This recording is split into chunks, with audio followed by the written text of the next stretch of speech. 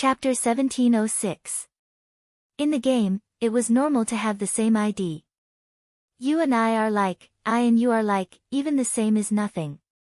Some fans would even imitate their idols to express their love. When he used to play games, he had met someone called Rao Rong. These were all very common. Therefore, for the sake of a game ID, Chin Mo would never participate in this competition. Rao Rong glanced over. Just as he was about to continue looking, he caught another ID, Flawless Luoluo. The word flawless was deliberately weakened, as though it didn't exist. Of course, this was not the main point. The key was still the fighting style of those two. For example, Spade T had chosen Spade Z's best assassin back then. Flawless Luoluo chose Luoluo's most proficient sorcerer. The girl called Spade T. She even dyed her hair silver. Even if she didn't have a mole, she was going to light one for herself. He glanced up at the camera, his voice calm. Everyone should know how noisy I've been. Spade fans, stop bothering me. If you don't want to watch me play, scram. Rao Rong tilted his head towards Chin Mo. These things were nothing in his eyes. Chin Mo was probably the same. With only this level of strength, it was only natural that he wouldn't participate in a competition. What had happened in the past that made him make this decision? Before he could finish his thought, in the live stream room, a wave of comments popped up. God T is so handsome, we are Spade fans, we aren't here to mess around. Just like the one above, I like Spade Z and Almighty T, in my heart, Supreme Alliance and Spade Z are irreplaceable, but that doesn't affect my support for Almighty T, go, God T. Rao Rong couldn't help smiling, his lips lifting slightly. Little Spade's fan. Seal yourself. Chin Mo threw 2 words over. Rao Rong chuckled lightly. I'm afraid there really are people who like Little Spade, but it's rather amusing to support him while saying he's irreplaceable. It's normal. Chin Mo logged in slowly. Have you ever taken these like seriously? Rao Rong lowered his gaze. I'm still a little disappointed. I thought your heart was completely black at that time. Rao Rong knew exactly when it happened. Only Rao Rong knew how he had managed to climb back up. How many times had he felt that it was okay to live in the dark? In any case, this world had always been like this. What is human nature? When you shine, tufted maintenance. When you are defeated, trample at will. Those who say they like you don't know where your despair is. You can't express everything inside you. Because no one understood the saying, with dragon spring on the tongue, killing without spilling blood. Perhaps their love for him was the last straw that crushed his original intentions. The people who defeated us were never our enemies. It's that we've compromised and become like each other. Fortunately, he managed to walk out. Don't be trapped in your heart, don't fear the future. Because Rao Rong understood. There are human nature in this world that you can't explain. Even if it's just you sitting here. It made people remember why you would give your all to fight a match. Because they were fighting side by side. Because one day, they wanted to fight for the country. Because even though you've been drinking ice for 10 years, you aren't the only one whose blood hasn't cooled. There are also people sitting beside you who have walked out of the darkness and dared to move their mouse again. Perhaps, they were the only ones who came out. But Rao Rong believed that there were many newbies who stayed up late to train, harboring the same feelings as them. They weren't faith and they weren't exceptions. The world was big and everyone had their own dreams of being a hero. Chapter 1707. Kata. The enter key rang. Chin Mo entered the game. He followed the area announced on the live stream and entered the arena. It was a 5v5 match. When he clicked in, he was at Flawless Luoluo and Spade T's side. But the next second, he clicked on the mouse and went to the opponent's position. This is a smurf and my level isn't high. Can you match me? Rao Rong asked this question for a reason. In Hero, only players of the same level could participate in such a special competition. Unless it was a solo PK, they wouldn't care about such things. Once it was related to leveling up, they would pay attention to the balance of the players and their abilities. They couldn't let a newbie be matched with an expert right from the start. There wouldn't be any gaming experience. However, since these two people were said to be so powerful, they should have at least reached a certain level. How could they be matched with someone of a lower level? Unless they were of a similar level. As expected, Rao Rong took a closer look at their levels and wanted to laugh. No wonder their winning rate is so high. At this level, Little Spade can easily kill 5. Not necessarily, Qin Mo replied faintly. Rao Rong arched a brow. Not necessarily. If the teammate is an actor, he might not be able to kill 5. Qin Mo ignored the teammate who kept asking him to change his hero. This hero could only be used against Spade T. He pressed the confirm button. Rao Rong fell silent, glancing up at the ceiling. Even the results are acted out. But at this level, there isn't a need to act. It can only be explained from the side. Qin Mo paused. Rao Rong replied, "Mh. Noob." It was a casual word.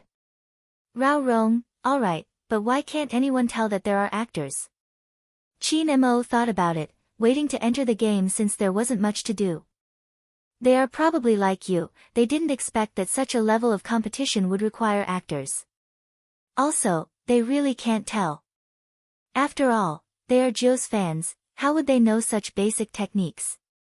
Rao Rong coughed, choking. Aren't you being sarcastic? Of course. Qin Mo screwed the bottle cap back on. If they are her fans, how would they not know techniques? Rao Rong thought to himself, a man with a wife is scary. Qin Mo was even scarier when he had a wife. The people in the live broadcast room did not expect what would happen next. Just like before, Spade T went to the opposite wilderness the moment the game started. Together with flawless Luo Luo, they came aggressively. The bullet screen was filled with, so handsome, my Spade T is so handsome. Before entering the competition, Qin Mo turned off the live stream. Rao Rong found it interesting. He took his phone and did a search. When he entered, this was the scene he saw. Wasn't he learning from Little Spade? Even Little Spade's ability to turn wild was the same. However, this was understandable. Carnivorous junglers like to take the initiative to attack. Many contestants also had this characteristic. It was also common for players to have a mana counter at the start of the game. It was probably because of Spade T's performance. As she walked, she typed, "Your wilderness is my home." Sorry, Rao Rong wanted to laugh. Which capable assassin would show off his abilities like this? Yes, except for Little Spade. She would. That was because of her nature, dark to the core, unrestrained, flamboyant and hateful. Chapter 1708. The live stream was flooded with comments. So handsome. Rao Rong was in a daze for a few seconds. Bragging was considered handsome. Zhao Sanpang was definitely the most handsome. Because he often bragged. Little Spade is narcissistic. Rao Rong asked Qin Mo. Qin Mo replied as he started to move the mouse. Her. She often praises herself for being handsome without batting an eyelid. No wonder. Rao Rong touched his chin. She is indeed studious. Qin Mo laughed softly. He seemed to have thought of something. Anyway, his expression was slightly different. Rao Rong ate a mouthful of dog food silently. He saw that Qin Mo was already hiding in the bushes in the wilderness. Rao Rong wanted to say that this was really scheming, too scheming. No wonder Zhao Sanpang called him Scheming Qin. He already knew what the opponent was going to do, which was why he was hiding in the bushes. It was obvious that the actor arranged here wasn't a high-level actor. He only wanted to send himself over. He didn't even know what his own assassin was doing. Up until now, Spade T and Flawless Luo Luo had used this method to gain many points. After all, they were both professional players. It wasn't a problem for them to play such a low-end game. They arranged for one of them to be an actor on the other side because they wanted to play more elegantly. One had to know that people liked them now because they were handsome. They couldn't lose this charm. Now, let's return a blue buff to the opponent, Spade T said as she attacked. Flawless Luolua was smiling too. It seemed like this game was extremely easy for them. But they hadn't expected something. A human figure would suddenly emerge from the bushes. A direct punishment. The blue buff they had used for so long was wasted. Spade T was about to explode. F***CK. That's F***King scheming. That's right, it's too scheming. A bunch of comments echoed. But there were also gamers who felt that it was normal. Wasn't it normal for the blue buff to be missed? Why did this person explode? She even cursed. Why did she feel? She couldn't feel it clearly. Everyone watching the live stream froze. That was because the figure in the bushes didn't retreat after taking back the blue buff. A backhand hit Spade T's body. Spade T seemed to be infuriated as she brought the sorcerer to retaliate. However, for some unknown reason, after the move was sent out, it actually missed. And where was he? Where is he? Unlike the audience, Spade T didn't have a full view. As a result, they couldn't see how that person had dodged two of their skills. With a flick of his spear, he jumped into an excellent position. Spade T asked, "Where is he?" He was lifted into the air by the silver-white spear. When the silver sparks fell, Spade T was stunned. Most importantly, Flawless Luoluo used her skill. However, it did not freeze the figure at all. That person seemed to know how she was going to fight. He was always one step ahead to avoid their skills. On the screen, the figure pulled back and forth at an extremely fast speed. It was so dazzling that Spade T didn't even have a chance to react. Even the people watching the live broadcast were shocked by that kind of positioning and hand speed. No bullet screen popped up for a long time.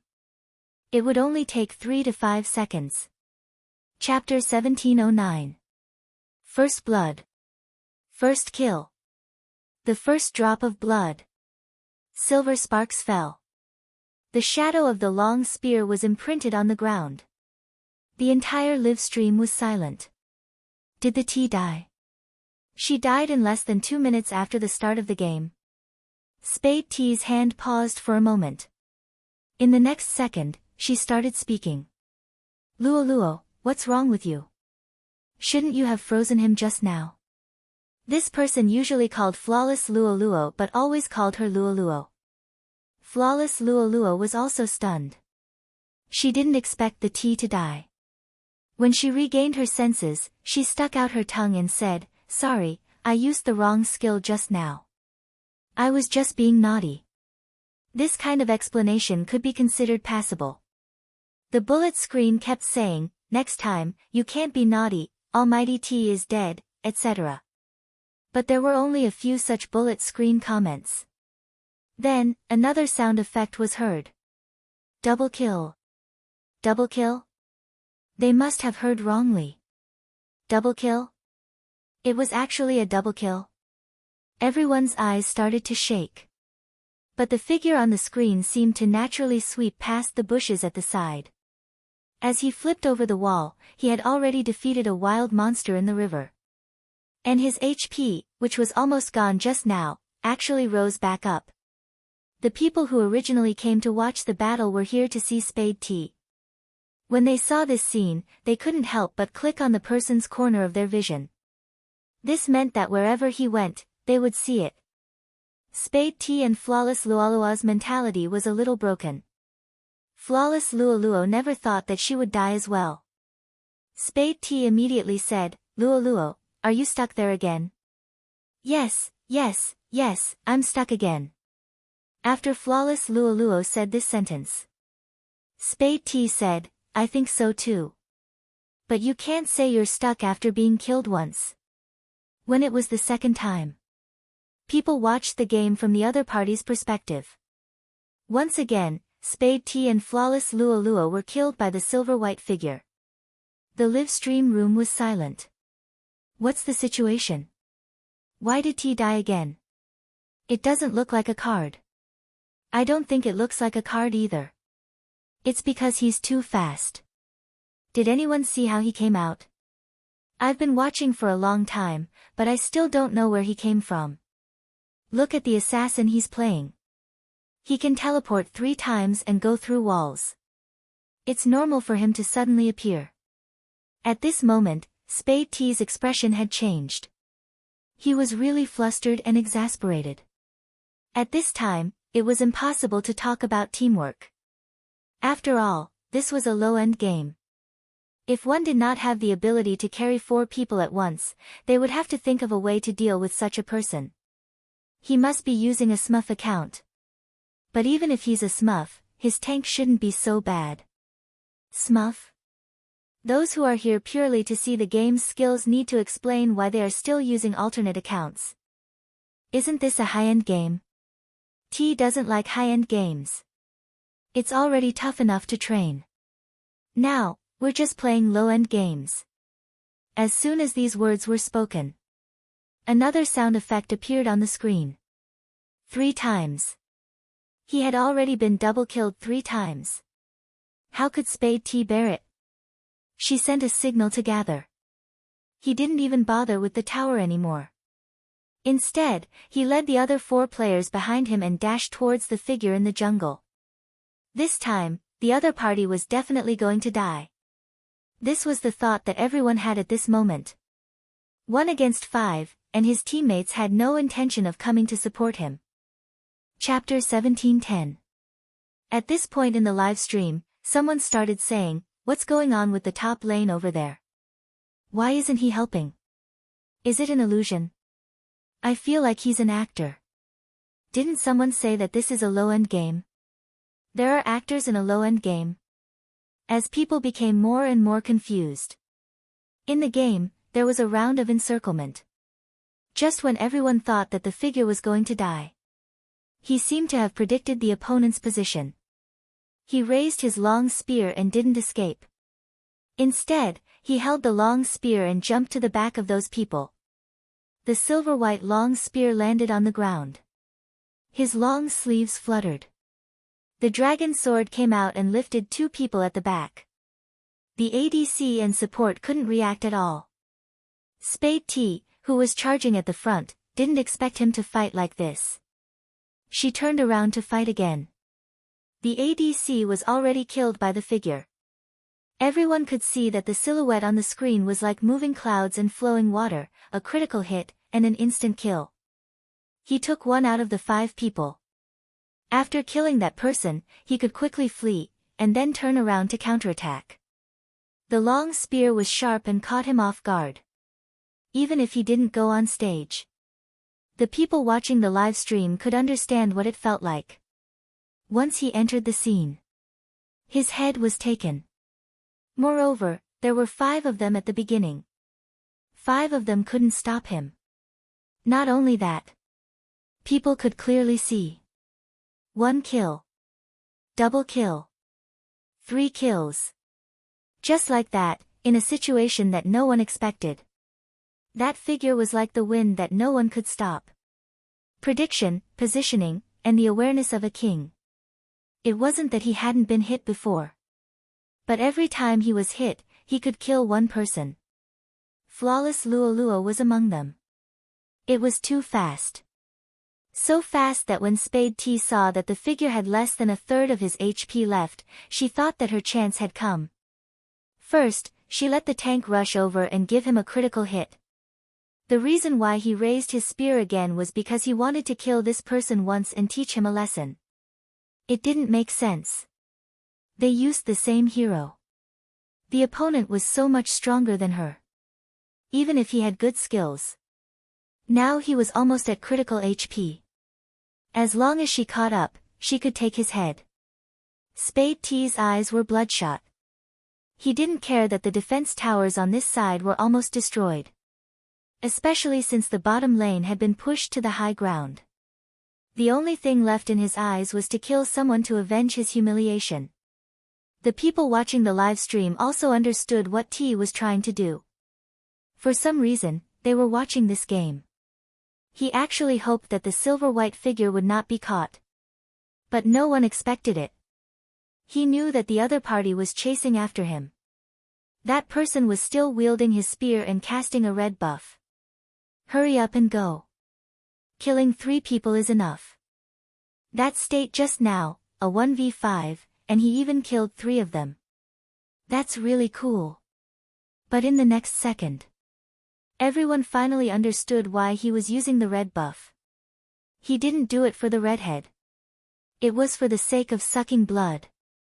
At this moment, Spade T flipped up. He entered the red buff area.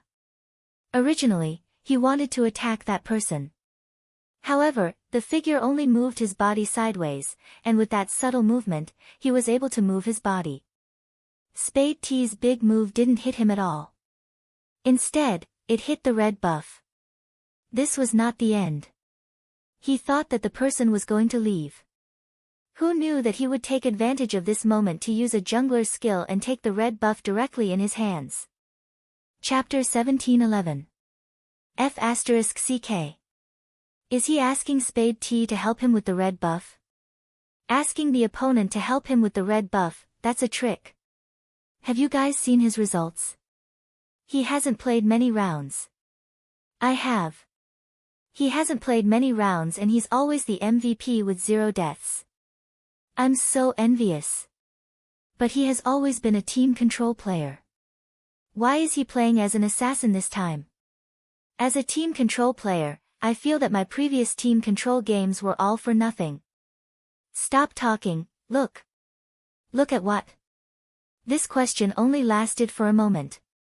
On the screen, the silver light fell.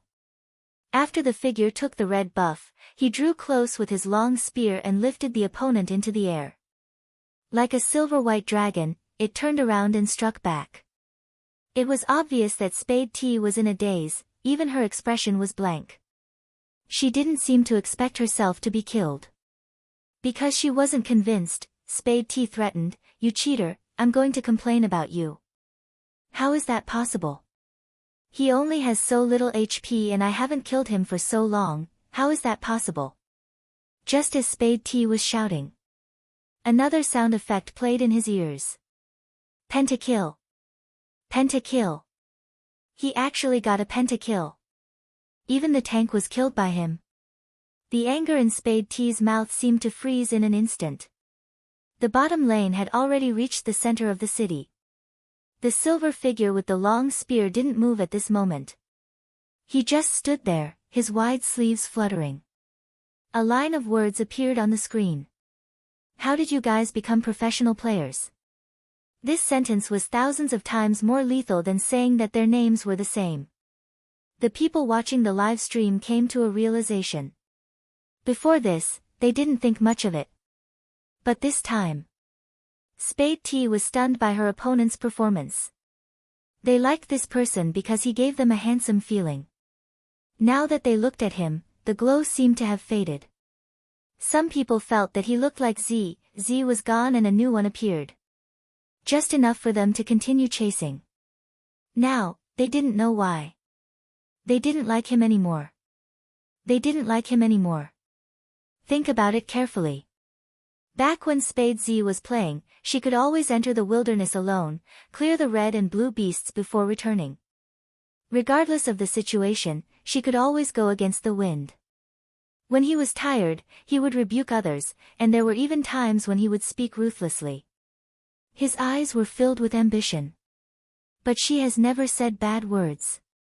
But this T, what they saw was this T. All of them were taken. There were also some who came to see his face. However, he admired this character of his. What right do you have to question our god T's ability as a professional player? But none of that was important. More importantly, those who actually played and watched the competition knew that noobs were noobs. Did they need noobs to raise pigs in esports? After the match, Chin Mo removed his black headphones. Spade T wanted to throw the blame at Spade Z's fans. At this moment, Sister Turtle came out. Chapter 17:12. In an instant, those IDs that had been abandoned filled the entire screen. I'm in Jiang City, waiting for you to come back. I'm in An City, waiting for you to come back. I'm in Border City, waiting for you to come back. I'm in. It was just a short minute. Thousands of replies, one after another, increasing at a speed visible to the naked eye. Some people said that this was a true Spade fan. Those who were active, looking for the same image. They just liked Z's outer shell and handsomeness. Hence, just because there was a slight resemblance, they felt that the other party was the person in their heart.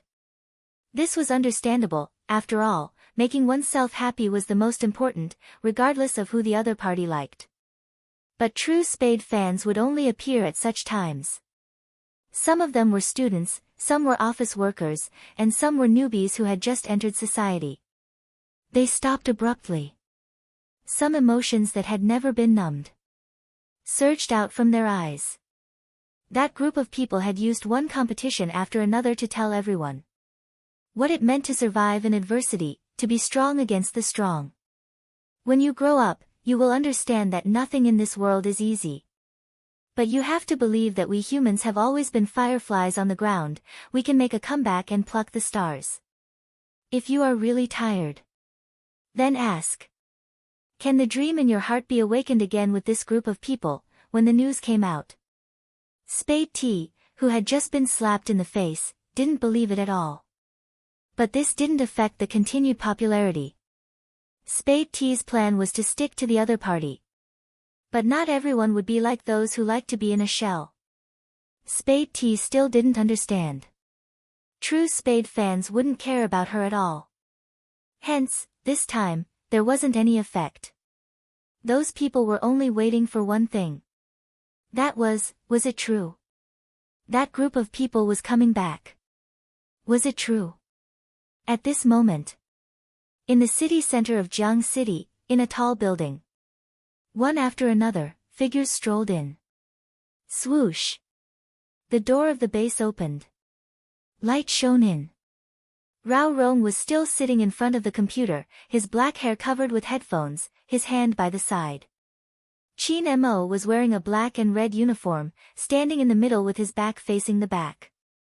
The two words, China, behind him, with flames, fluttering in the wind. It was as though one could hear the beating of the heart. After hearing the sound of the door, he turned his head. Wherever his gaze landed, Bo Jiu, Xiao Jing, Lin Feng, Yun Hu, Luo Luo, Feng Shang, Coco, Lin Qintao, Yin Wuyao, Xiao Sanpang. These people were still the same as they were in his memory. They were youths in the prime of their youth. They were all wearing the same uniform. On the cuffs, there was a national emblem. They stood in a straight line in front of the door, their sleeves fluttering in the wind, a faint smile on their faces. They're all here. Qin Mo opened his mouth, his voice calm as though he was exchanging pleasantries with an old friend. Let's begin. It was just a short sentence, but it seemed to be able to shake something. The aura he exuded made the assistant standing behind him freeze on the spot. However, it was not that there was no reaction. After all, the higher-ups had asked him to take care of these esports players. But that scene was too cool. He was so handsome that the assistant couldn't help but raise his hand. With a click, the photo was formed. Qin Mo stood at the front. Everyone behind him had a gleam in their eyes. The photo was posted to the official account. There was only one sentence accompanying the picture. Chapter 17:13. In many people's hearts. They were really a group of gods. They gathered the best esports players in China and formed a Chinese team. Just looking at the photo and name list would make people want to know about the month before the start of the World League. How would they live? Everyone must be handsome. Xiao Sanpang did think he was handsome. But... Scheming Qin, are you serious? You want us to wake up at 8:30? Zhao Sanpang looked at the timetable in front of him, feeling as though he had entered a thief's nest. Qin Mo's voice was calm. For the sake of everyone's health, we will wake up at this time in the future. He, you must be joking. Zhao Sanpang turned towards the person beside him. Ask them, how many of them can wake up? Bo Jiu raised her hand lazily, smiling devilishly. I can't wake up. Zhao Sanpang shouted, look. Qin Mo glanced over. Bo Jiu had a serious expression. Think about it, if someone can guide me every day, I can still wake up. After all, it's never dreams that wake me up, it's beauty. Zhao Sanpang's mouth twitched. He shouldn't have relied on little Spade to rebel. How could she say something like that?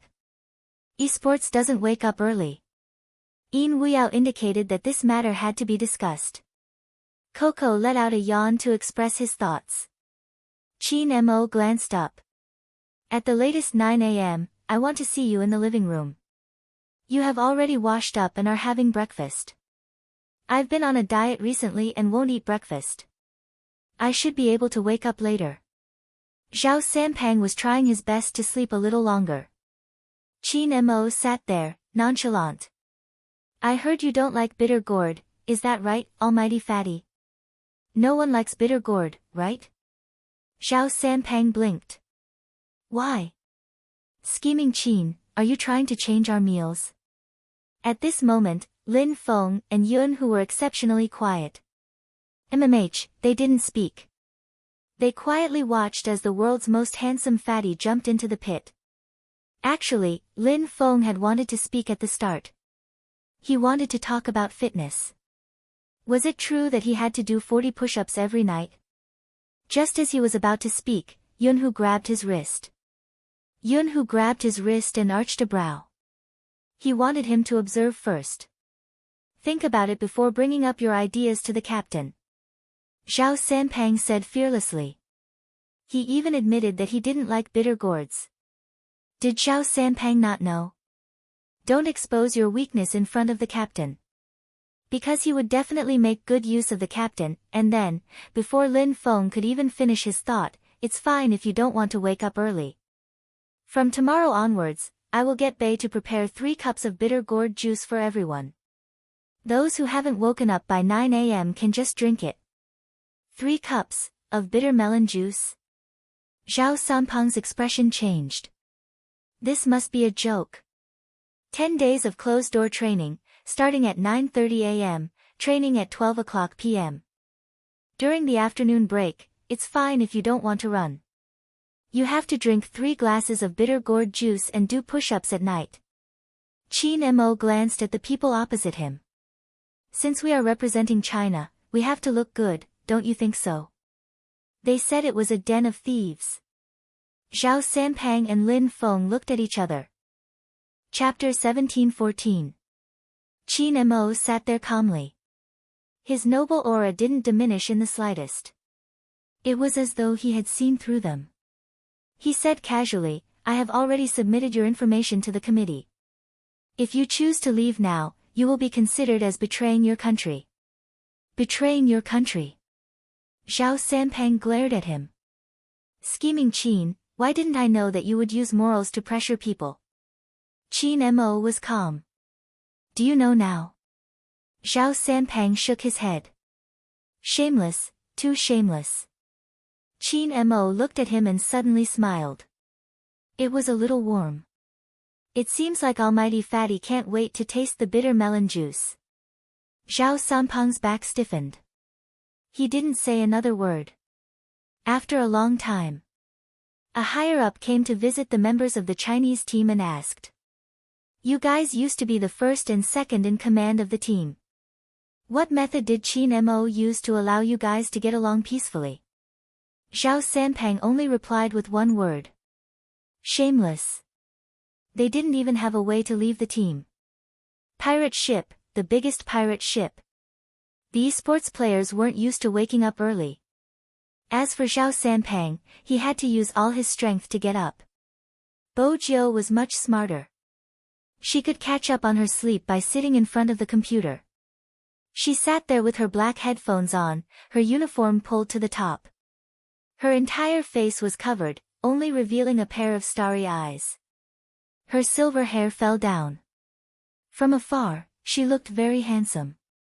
But when she got closer, she could see the youngster's head nodding. The side of the face was porcelain white, and it looked a little cool, like a cat, sleeping lightly. Chin Mo walked over, emptied one hand, and tapped the man's forehead with his finger. Bo Jiu paused. She opened her eyes.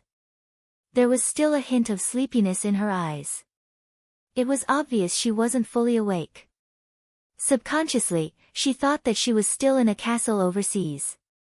She reached out, wanting to hug his waist and carry out her daily morning teasing. Chin Mo sensed her thoughts and a smile appeared on his lips. In order to prevent a certain someone from acting like a hooligan and forgetting where they were, Chin Mo took a seat. He freed one hand and placed it on her side before lowering his body.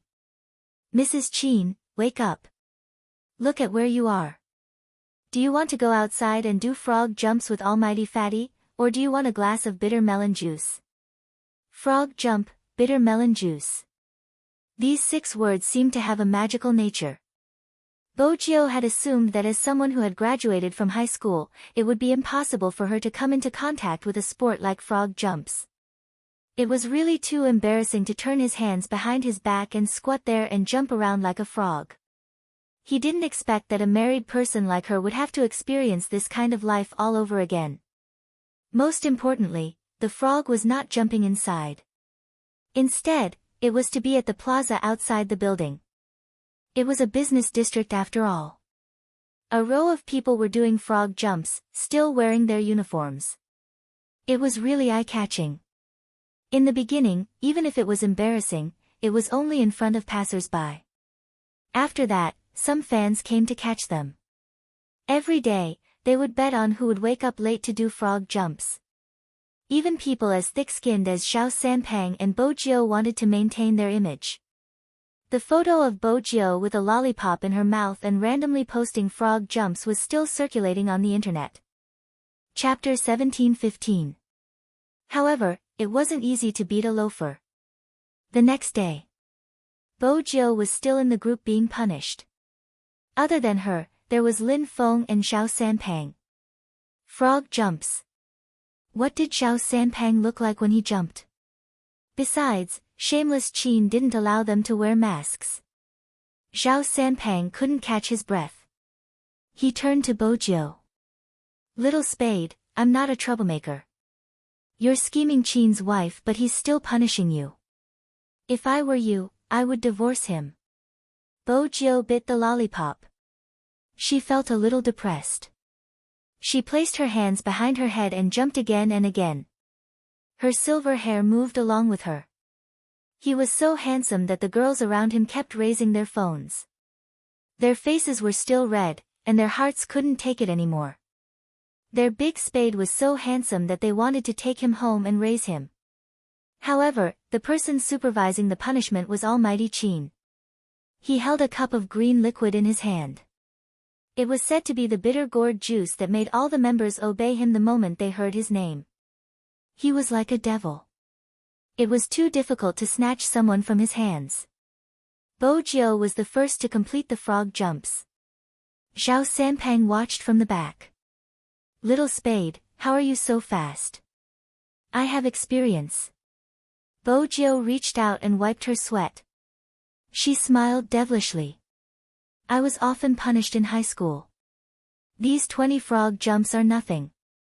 I can do one round around the entire field. Xiao Sanpang smirked. Is that something to be proud of? Almighty Fatty. After Bo Jiu was done with her punishment, she found a wooden stick. I don't like it when anyone tries to sow discord between me and Brother Mo, Xiao Sanpang cursed. How am I supposed to jump if you move the wooden stick away? This is a military marriage. If you continue to spoil it, I'll get someone to arrest you, Bo Jiu said nonchalantly. She didn't move the wooden stick in front of him. Almighty Fatty is so handsome. A wooden stick is nothing. Xiao Sanpang couldn't jump over. He couldn't help but shout, "Scheming Qin, come over and control your family." Qin Mo walked over, his gaze landing on her. Bojiu said, "He wants us to divorce." Qin Mo retracted his gaze, his voice calm. "Continue." Zhao Sanpang was speechless. It was one thing to do frog jumps, but he had to do it like this. In the past, Bojiu had a habit of showing off her love. Otherwise, as a smart car, Blackie wouldn't be unable to tolerate its master. Zhao Sanpang really didn't understand her in this aspect. Everyone saw that handsome young man with a black headband on his silver hair, his fair forehead glistening with beads of sweat. He held a wooden stick and blocked Fat God again and again. He didn't forget to say, "Every time he punishes me, he will give me a reward, such as candy or a kiss. I think it's good to do a few frog jumps, but the bitter gourd tastes terrible. But if you can't finish, I can prepare a few more cups for you later." Zhao Sanpang was speechless. Although he had never been in a relationship before, he had seen others. Who would deliberately make a mistake just for a kiss from their boyfriend and get punished? He shouldn't have said that just now. Little Spade looked very obedient in front of Qin Mo, but in fact, she was full of evil. Bojiu didn't care about his thoughts. She threw the wooden stick down and went to her man to receive her reward. Chapter 17-16. Qin Mo watched a certain someone who was smiling. After entering the base, he found a corner and pressed her against the wall, kissing her again and again. Bojiu wrapped her arms around his waist as her breaths rose and fell. The taste was slightly sweet when it entered the tongue. It was weird. It wasn't the first time they kissed. However, that kind of numbness never weakened. Bojiu smiled. She liked the look in his eyes when his breathing was unstable. That was something that could only be felt for her. It was a pity that the medicine she got from the Black Brothers didn't work on him at all. Otherwise, she would have been able to appreciate more beauty. Bojiu moved closer as she thought about it. It was this action that made Qin Mo's kiss deepen. It was as though he could take away all his thoughts and make his mind go blank. Only when she lost all her energy and could only rest on his body to recover did he release her. He pressed against her and said something softly in the corner. After tidying her uniform, he said, "I admire Mrs. Qin's attitude in protecting our marriage. Keep it up." Bojiu's lips were still numb. She didn't pay attention to what Qin Mo said. This was the problem of kissing for too long. Every touch brought with it a numbness. The two of them wouldn't be intimate in public. But there would be occasional kisses. This didn't affect their performance. On the contrary, everyone in the team used the limited time to improve themselves. Whether it was their physique, ability to withstand pressure, technical layout, or their hand speed. As a control sorcerer, Luoluo used her abilities to prove that she hadn't slowed down. Everyone had problems to overcome. Uncle Ian was thinking about how to overcome his current self. He had reached a bottleneck before. Qin Mo brought over the past information and the tactical analysis of the various teams in the world. At that time, they would be considered to have entered a battle state. They understood one point clearly. Next, they were going to bring esports out of the country. Every country had sent their strongest team to face the challenge. What they could do was to train well and be more prepared. As for other things, they were a team that grew stronger the stronger they were. On the battlefield, they wouldn't just be at their current standard. Except for China. Some of the Japanese team members would also represent their countries. How could you see Shin and Hoshino not be among them? Only during this period of time. No one knew what was going on. There seemed to be a barrier between the captain and the vice-captain. The captain rarely spoke. Apart from playing games, he didn't say a single word. The vice-captain was the same as before, sleeping more than awake. But the captain's condition was still not right. Even though the captain had a very beautiful face, the sharpness that seeped out from her bones made many people want to persuade her, but they didn't know how. Moreover, the Japanese didn't want their captain to lead the team. If it wasn't for the vice-captain defeating them all by himself, They would definitely be unconvinced.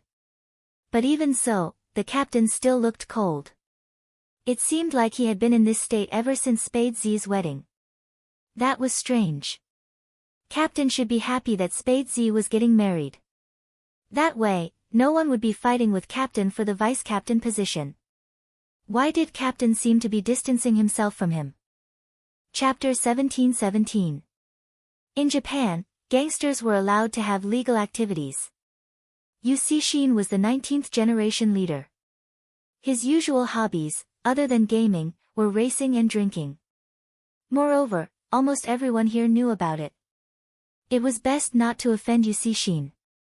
Because he was a snake, he could spit out a red tongue. Don't think that just because he had a pretty face, he was a pretty boy.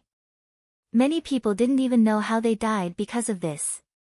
Now, there was someone who didn't know his place and wanted to take him away in the nightclub. Yusishin drank a little too much today. He wore local clothes and with his long hair, it was hard to tell if he was a man or a woman. But after meeting his eyes, one should know that he didn't have any femininity. But even so, there were those who couldn't move when they saw a beauty. Do you want to leave with me? I still have a lot of alcohol with me. The person who said this was the beauty who was drunk and wanted to take the chance to take her away. Unexpectedly, before he could place his hand on that person's shoulder, there was a creaking sound. His wrist was forcefully broken by that person. When the pain came, there was only a scream left. Yusishin laughed coldly and pushed him away. He looked down at him and spat out one word. Scram. That person's expression changed in fear. Yusishin reached out and pushed his black hair to the back of his head. He glanced to the side. The bartender immediately brought a new bottle of alcohol over. He was afraid that something would happen to the master here. Why didn't his brothers come over? They must have received orders to stand around. What about young Master Hoshino? Why didn't he come? As long as young Master Hoshino came, then, there would be true peace. If not, who knew how many people would have their hands broken tonight? Tell me, what's wrong with me?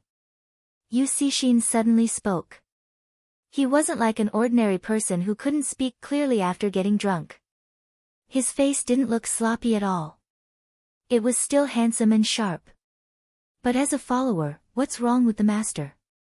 This was a question that was asking for death. Not answering. Yusishin scoffed. After he stood up, he glanced at one of the beauties who was still dancing and raised his glass. What kind of place was this? A place to have fun. After the beauty saw this, she walked over. Yusishin lifted the other party's chin and seemed to smile. He could really win over both men and women. What do you think is wrong with me? He was too handsome. He was so handsome that it was hard to breathe. How could there be such a person? His hair was clearly longer than his own, but it was like a demon that bewitched all living beings. The beauty moved closer, wanting to kiss his lips. But Yusishin pushed him away. Then, he shook his finger. This won't do. Why? The beauty didn't think that a person like him would like a man. The uncle who came up to her just now was blind. Just by looking at this person's wolf-like eyes, it was clear that he would not bow down to anyone. He was the one who was fatally attractive to girls. Especially now, when he began to tug at his collar. Very hot. I can help you cool down. You must be thirsty after drinking so much. My car is just outside. Yusishin listened to her words and suddenly smiled, but before he could speak, Yusishin suddenly smiled. Someone was walking toward them. Chapter 1718. It was Hoshino. He was wearing a white shirt and a sweater from late autumn. He was carrying a cat in his arms. From afar, he looked like a character that walked out of a manga. It was hard to ignore him. The bartender instantly revealed an expression as though he was saved. Yusishin's eyes paused for a moment. His thin lips were a little nonchalant. I haven't drunk enough, I won't go back for now. Hoshino threw the cat into his arms. He was as refined as ever. I didn't ask you to go back. You raised your own cat, aren't you going to feed it? It won't starve to death. Yusishin picked up the cat with one hand. He saw that the woman's gaze was focused on Hoshino's face. She suddenly smiled. Why? You don't want to bring me away now. You want to bring him to your car. The woman blushed as her thoughts were seen through.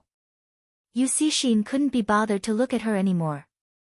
He swept a glance in the direction of the bodyguard. Very quickly, someone came over to clear the place. They wouldn't do anything to her. That woman didn't need to come to this place anymore. Even if the music was noisy. It didn't seem to affect their temperament. Yusishin held the cat and looked at his eyes. Then, he scoffed. Your master doesn't have time to care about you now. If you don't want to starve to death, go find food yourself. He was in a bad mood and didn't even want to care about the cat. Yet, he reeked of alcohol. Young Master Hoshino. The bartender wanted to say something but stopped. Hoshino glanced down. Go get a room. Yes. The bartender thought that his boss was indeed suitable to sleep in this state. If not, if there were any more people who weren't afraid of death that came to his door, it would be terrible. Yusishin smiled. He didn't have any objections but he wouldn't cooperate. He sat there and picked a bottle of strong alcohol. He poured it into a goblet with one hand. Hoshino finished the glass of wine right after he poured it out. Yusishin narrowed his eyes and poured another glass. Let's go. Hoshino's voice was very calm. I'm tired from looking for you. I'll be even more tired after a few more glasses. Yusishin glanced up and suddenly laughed. No wonder that woman wanted to take you away. It's a pity that she doesn't understand that our Mr. Hoshino doesn't care about anyone other than Z. Hoshino looked at him. His face smelled of wine and the corners of his eyes were red, but he was very cold. You're here because of this? Hoshino furrowed his brows but soon relaxed. His tone was calm as he stated a fact. Other than Z, isn't there also you? Yusishin was about to spit out his snake tongue when he suddenly stopped. He did not sober up. But it did not affect his thoughts. He knew very well that Hoshino treated him like family. This was what Yusishin couldn't understand. He was the first person to know him. If it wasn't for the fact that something had happened, he wouldn't have rushed to Hoshino's side immediately. How could Z have a chance? Even until now, Hoshino was still keeping his promise with the Bo family. He was doing it willingly. Even though Z said that she wanted to remove it. He would not give up either. This was what made Yusishin feel the most helpless. But it was different now. With Chin Mo by her side, Z had long cut off Hoshino's thoughts. Since that was the case, why should he be anxious? Yusishin lowered his lids and laughed. I thought you forgot what you said. No. Hoshino's temperament didn't change. Chapter 1719. I never thought of going against the promise. Hoshino's emotions didn't change, even his voice was calm. Since you finished drinking, go to sleep. Yusishin smiled lazily, fatally handsome. My bed partner was seduced by you, how can I sleep? Don't you know? I'll feel cold if no one sleeps with me. I'll sleep with you. Hoshino bent down, picked up the cat on the ground and placed it back in his hands, his eyes were like splashing ink. Yusishin paused, turned his head and smiled. That's fine too. Even though he knew that the sleeping partner he was talking about was simply accompanying him. Yusishin didn't want to miss such contact. They hadn't slept in the same room for a long time. It wasn't considered in the base, there were so many people. When they were young, the two of them often slept in the same bed. Later on, this person became distant from him. Yusishin's gaze was calm, trying not to think about it. The room was in the deepest part of the bar. A high-class, large-scale bar like this. There would be VIP rooms for the night. But there were only 4 or 5 rooms. Usually, they were reserved for the most distinguished guests and gang members. The leader and young Master Hoshino were both there, so there were originally 2 rooms. After the bartender heard the conversation, he decisively asked someone to change to another room. After Yusishin was drunk, the fatal feeling on his body became more prominent. But he really drank a little too much. After opening the door, he walked into the bathroom. In a short while, the sound of vomiting came from inside. It was obvious that the drunk person wasn't feeling well. What was it this time? Was it because of those relatives who wanted to fight for power? It seemed like it was time for Su Qing to find out who Black Flame was. Hoshino stood in front of the floor-to-ceiling window, pressing the intercom. "Get someone to cook some hangover soup and porridge, send it over." "Yes, young Master Hoshino." This was the most peaceful day in recent times. Every time this happened, there would be people who wanted to spend the night with the boss. How many pale faces would leave? They couldn't remember. Fortunately, young Master Hoshino was here today.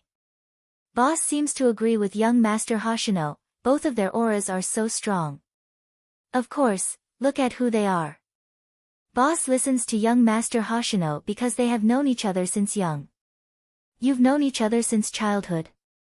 "Yes, I also heard it from the family." When they were young, Boss and young Master Hoshino were really inseparable. The 2 of them were different from other children. They would always lie under a tree and read books together. They would even fence and shoot together. At that time, were the 2 of them like this? It can be said that the leader has never changed, but young Master Hoshino disappeared for a period of time because something happened to his family. But when he came back, he didn't seem to be as close to the leader as before. Some people say that it's because they've grown up. That's right, Hoshino wouldn't be able to hear these discussions. All he heard was that the bathroom had been silent for a long time. He glanced sideways and glanced at the hangover soup and porridge that had been sent in. He waited for another 3 minutes, but there was still no sound. Only then did he stroll in. After opening the door, steam rose up from the hot water. Chapter 1720. He was like a vampire aristocrat who was in deep sleep. Even that face seemed to be able to bring out the suffocating beauty of a rose. However, Yusishin knew that his current appearance wasn't attractive to that person at all. The moment this thought appeared, the footsteps stopped beside his ear. Hoshino raised his hand and pulled out a towel. He looked down at the person in the bathtub, looking a little like the most competent deacon in a manga. He placed the towel over Yusishin's head, his gaze faint. "What are you doing?" Yusishin opened his eyes, his gaze extremely sharp. "You didn't terminate the contract with Z, Hoshino, you know what requirements I have for the people around me." Hoshino's voice wasn't loud or soft. "What requirements?" "You can only look at me." Yusishin stretched out his hand and pulled his collar, the smell of alcohol lingering.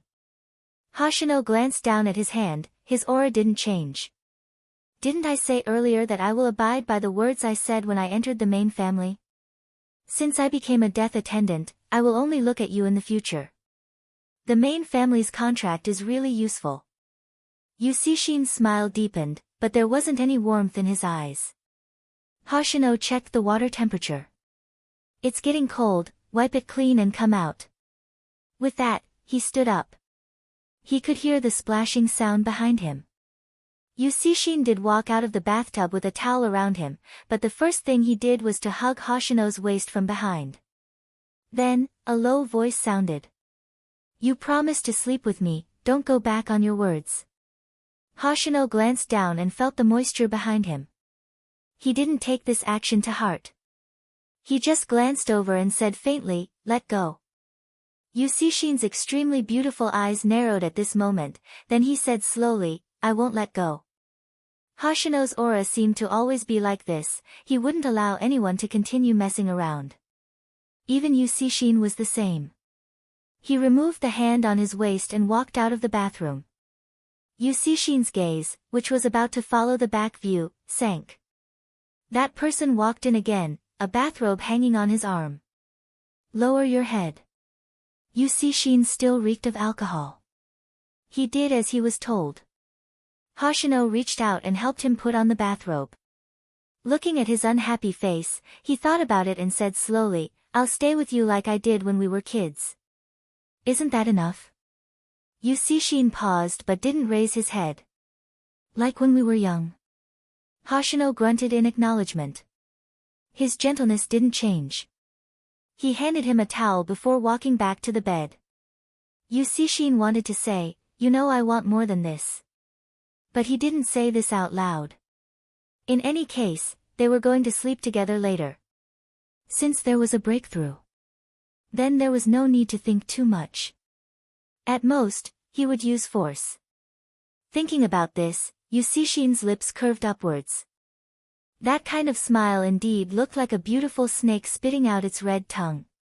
However, it was clear that his seductive, androgynous beauty, under his deliberate efforts, did not arouse that person's interest. Yusishin smiled. When he came out, he saw that the person was already lying on the bed. Yusishin simply walked over. First, he pressed down on Hoshino's wrist. Then, he bent down slightly. Under the bathrobe, porcelain white could be faintly seen. It was cold to the touch. Many people felt that he was a cold-blooded animal. It was probably because Yusishin's body temperature was slightly low. He lowered his body and his gaze met Hoshino's. Indeed, he had to use force. Chapter 1721. Before Yusishin could do anything, he was pressed back by Hoshino's backhand. Yusishin narrowed his eyes and said slowly, "Aren't you going to abide by the agreement and be my shadow? Aren't you going to let me touch you? You're so drunk that you don't even want your hand." Hoshino leaned against Yusishin's ear when he said this. Yusishin glanced down. Indeed, because of the alcohol, his strength was weaker than usual. "Why? If I really make a move, will you really break my wrist?" "No." Hoshino looked at the handsome face that was inches away from him. His gaze was still the same as usual. This word made Yusishin bury his face into the pillow. "Then let go. It seems like you really underestimated your influence on me. If you speak into my ear like this, I'm going to have a reaction, heh." That heh made Hoshino notice something. He wasn't joking, he was serious. His brows unconsciously furrowed, and he loosened his grip as he stood up. Yusishin, who was released, leaned there lazily. There was a sharp beauty in the corner of his eyes. "Why? Are you frightened?" Hoshino glanced at him. "When did it start? Don't you know that I don't discriminate between men and women?" As Yusishin spoke, he tilted his head and lit a cigarette in his hand. When he smoked, he was very handsome and had a kind of mischievousness. Hoshino retracted his gaze and took a step forward. Yusishin spoke again. "You want to break off your relationship with me? Or do you feel disgusted?" Hoshino turned back and looked at the person who laughed wantonly. He remembered that this fellow was like this when he was young. He would laugh no matter what he encountered, including when his mother tried to attract his father's attention. She often made him go to the main family with a swollen face. When he was young, he looked like a doll. He could make use of his surroundings, and no one could tell that he had cried before. It was said that children who were used as tools by their biological mothers didn't like to talk. But Yusishin was different. The smile on his lips would never disappear. Who bullied him? He would get revenge. He just needed to wait. Because of this. That was why he was here. Moreover, Yusishin didn't really like him when he was young. Hoshino could feel that although the man was smiling at him, there was no warmth in his eyes. But even so, the two of them were not the kind of people who would tear off their disguises. The innocence of a child seemed very far away from them. To some extent. No matter how unwilling they were at the time, they were still people who accompanied each other. In the first month, they will be like many sensible children. He would call him when he saw him. "Hoshino, let's go practice fencing. It must be very interesting." Later on, the two of them confirmed that neither of them was pure. He didn't even greet him when he saw him. And he was even more so. On the 4th month. They were still together, but they had a childish fight. Because he saw his mother hitting him. Yu Cixin threatened him. If you tell anyone about this, none of us will have a good time. At that time, when he said this, the corners of his mouth were still curled up, just like now. But his hands were trembling, and his eyes seemed to be swirling. Chapter 17:22. Forget it. Anyway, he already had his cat. It wasn't difficult to have one more. Hoshino reached out and took the cigarette from Yu Cixin's hand. He put it out in the ashtray. Let's talk. Yu Cixin paused, his gaze deepened. I don't want to talk. Anyway, you're rejecting me. When Hoshino heard this, his gaze paused. His aura didn't change. Who said that I'll definitely reject you? This sentence caught Yu Cixin off guard. He froze on the spot. Even his eyes were a little round. The more he looked at him, the more he looked like his cat. Hoshino reached out and pinched his chin. His gaze was still calm. Many women outside say that they'll feel happy when they kiss you. They probably haven't seen your expression before. After he mentioned it, Yu Cixin seemed to have realized something. He smirked evilly. Indeed, it will be very happy. Do you want to try? No need, I can't accept it now. Hoshino's words were true. He liked women. But in terms of feelings, Yu Cixin was more important. It was probably related to the environment he grew up in. Hoshino had always been indifferent towards women. Z was an exception. This person was an exception too. Hoshino could clearly see that person's eyes dimmed after he finished his sentence. He didn't know why.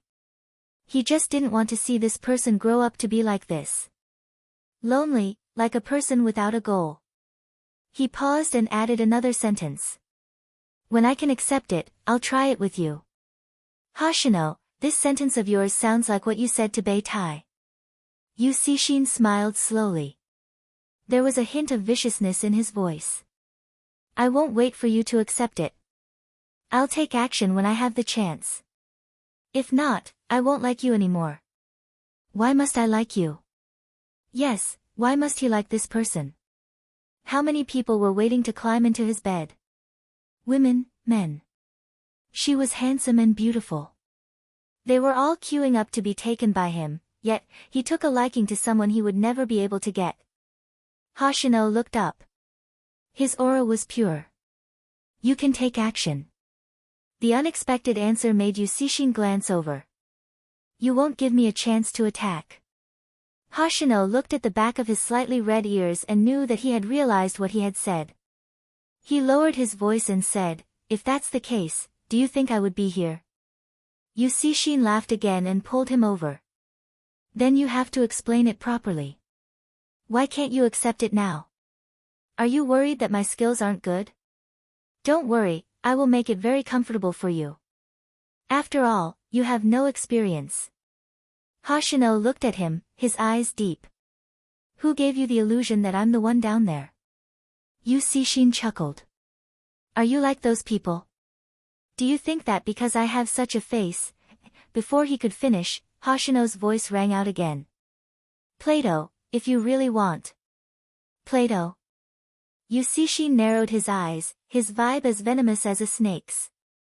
I reacted when you talked to me like that just now. You want me to be Plato? Hoshino was emotionless. You reacted just by talking to me like that? If not, how do you think I noticed? Yu Cixin suddenly paused when he said this. Chapter 17:23.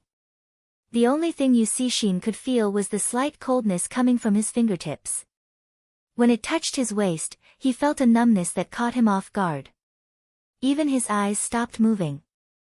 Hoshino looked into his eyes and said slowly, what about this? Yu Cixin didn't move because his body reacted faster than his brain. He seemed to be immersed in it. Hoshino's hand stopped on the second bone on the person's back. He moved closer. In the past, I didn't realize why those people wanted to bring you away. It's hard not to think about it when you're like this. But do you really think you can suppress me? Yusishin narrowed his eyes and held onto his wrist. Do you have a misunderstanding about my stamina? I can't suppress you. I feel that it's easy for you to go berserk in this state. Hoshino wasn't flustered. If I kiss you now, your stamina will probably decrease to 0. Kiss. When he heard this word, Yusishin froze. His heart was beating so fast that it felt like it was about to explode. There was no rhythm to it. Only he could hear the sound. Even if Yusishin was a beautiful venomous snake, he was still in a harmless state. He even seemed to be waiting to be slaughtered. Hoshino's hand changed direction and came to the back of his neck.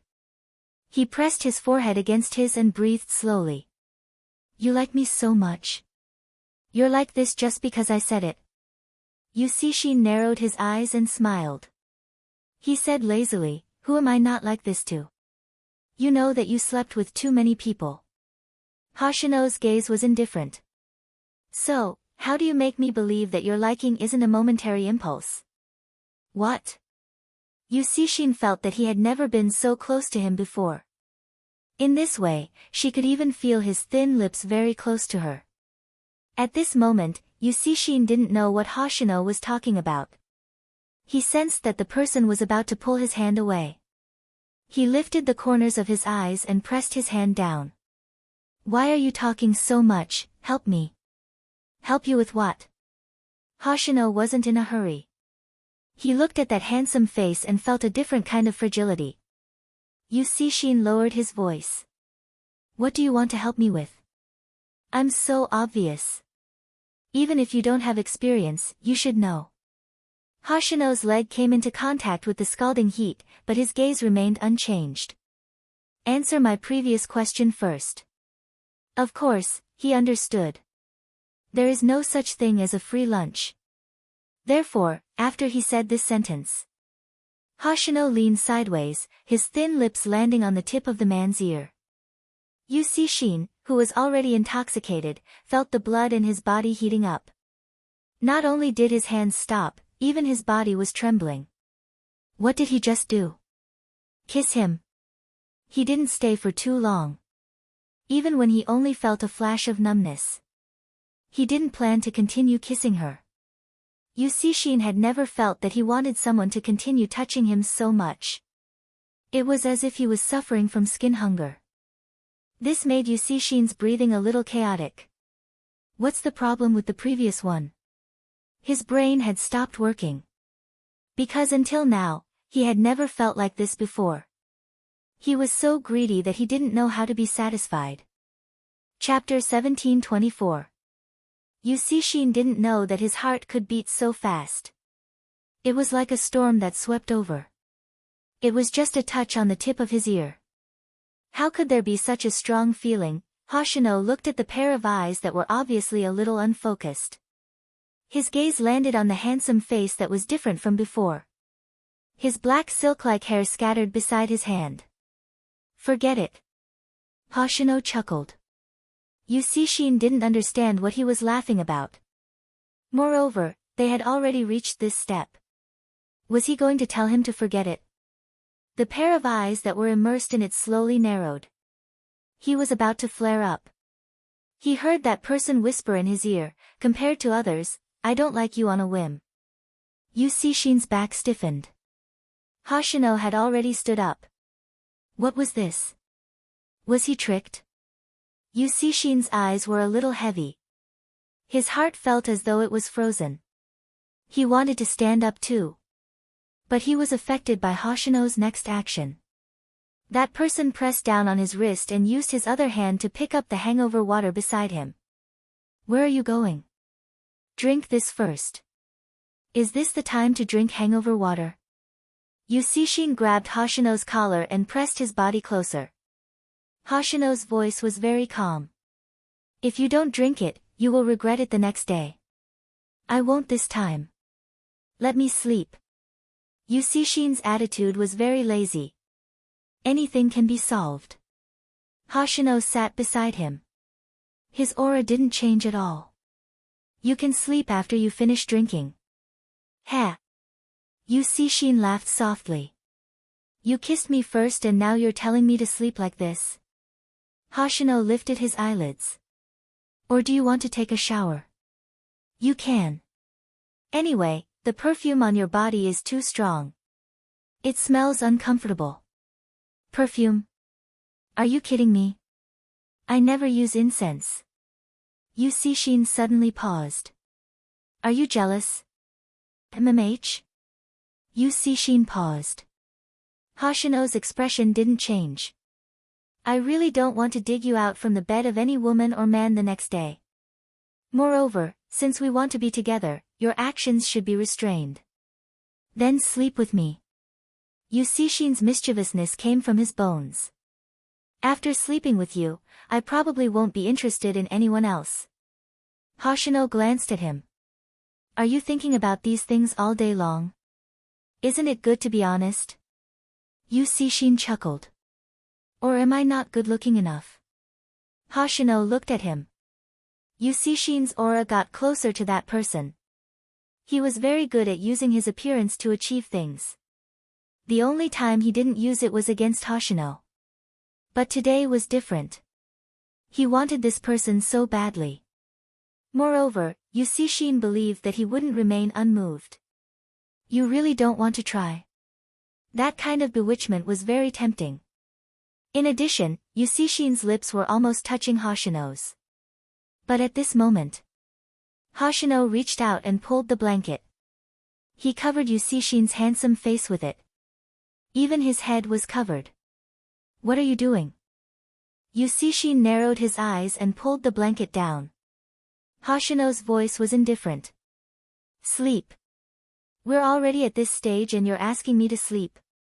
Yu Cixin laid on the bed but he was still unhappy. Chapter 1725. Was the future long? Sometimes, Yu Cixin felt that the Chinese language had a charm. It was because a few simple words would make people feel that his future wasn't cold anymore. He wasn't going to wake up from a stranger's bed when he couldn't sleep. He seemed to have been like this since he was young. He could always find a sense of stability in this person. And this was the first time Hoshino looked at him with such a gaze. It was like the water in the mountain stream and as tough as a rock. There was a little snow in it but it didn't feel cold at all. Instead, it made his fingers stiffen. Although he was drunk and his stamina couldn't keep up. But Yu Cixin's aura didn't fade. He was so evil that he wouldn't yield to anyone. This was also why some people wanted to challenge him when they saw him. And the reason why some people backed down. Many people died in Yu Cixin's hands. Of course, those who didn't have eyes and thought that he was the best would end up in a terrible state. Hence, the title of Viper was known to everyone. No matter what the occasion was, as long as he sat there, it would become a phenomenon. He was like an extremely extravagant dark noble with a crown on his head. There were many beauties around him. But now, Yu Cixin's attack speed slowed down. The feeling of his rhythm being controlled by someone else. This was something he had never experienced before. Yu Cixin squinted his eyes and wanted to stir up the atmosphere again. That person suddenly stretched out his hand and hugged him and the blanket. His voice rang beside his ear. Sleep, if you don't sleep, I won't be responsible for accompanying you to sleep. Yu Cixin froze.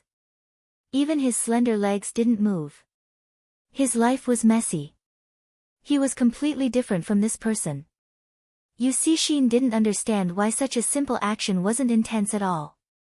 There was even a blanket between them. But it gave Yu Cixin a very different feeling.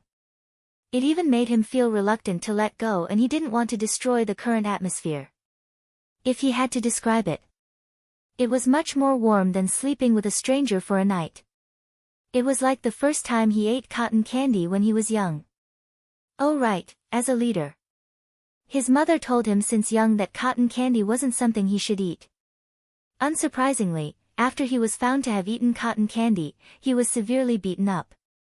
But even so, the tip of his tongue had not forgotten the taste of cotton candy. The faint sweetness lingered for a long time.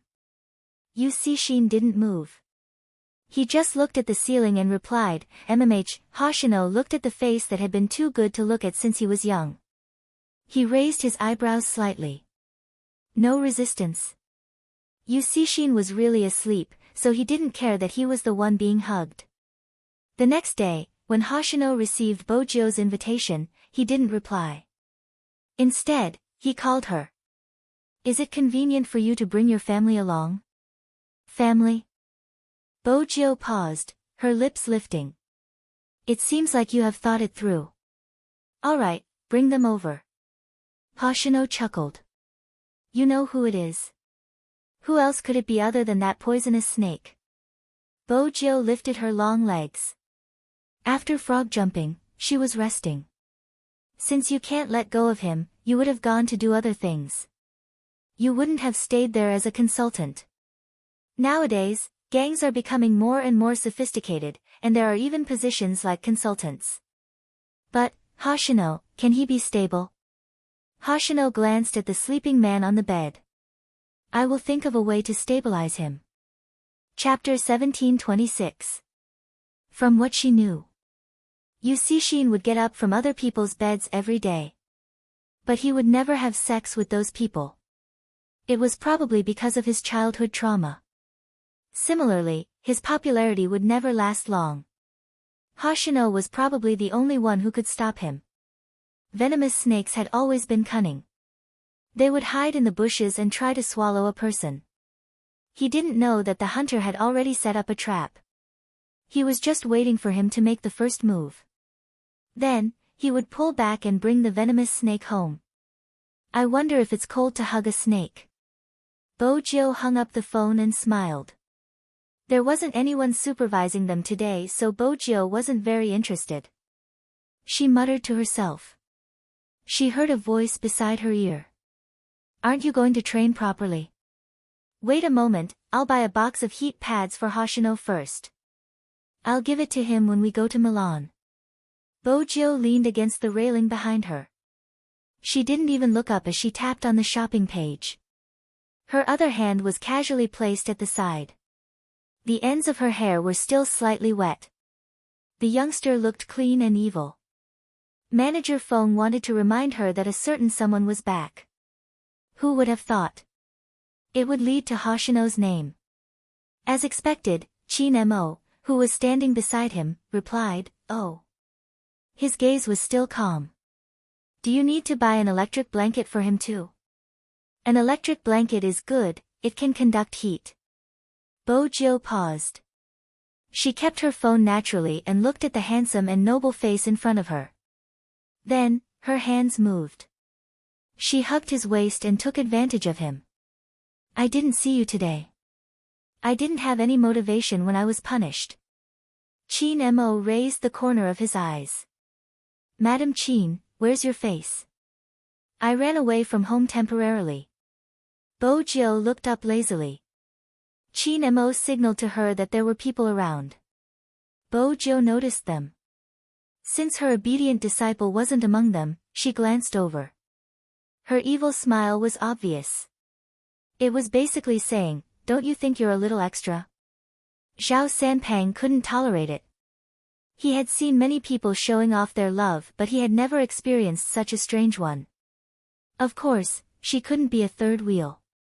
She wouldn't be able to eat dinner if she did that. Bojio watched them with a smile. When they were gone, she lifted her head and kissed the lips that were inches away from her. There was a faint smell of tobacco. Qin Mo didn't allow her to be insatiable. Even though there was a smile in his eyes, he had to clarify his principles. Why did you buy Hoshino thermal pads? Yu Cixin's body temperature is slightly cold. Bojio wasn't pleased that her kiss had been interrupted. She arched a brow. Buying such things might improve their relationship. Qin Mo asked casually, their relationship? Don't ask about that.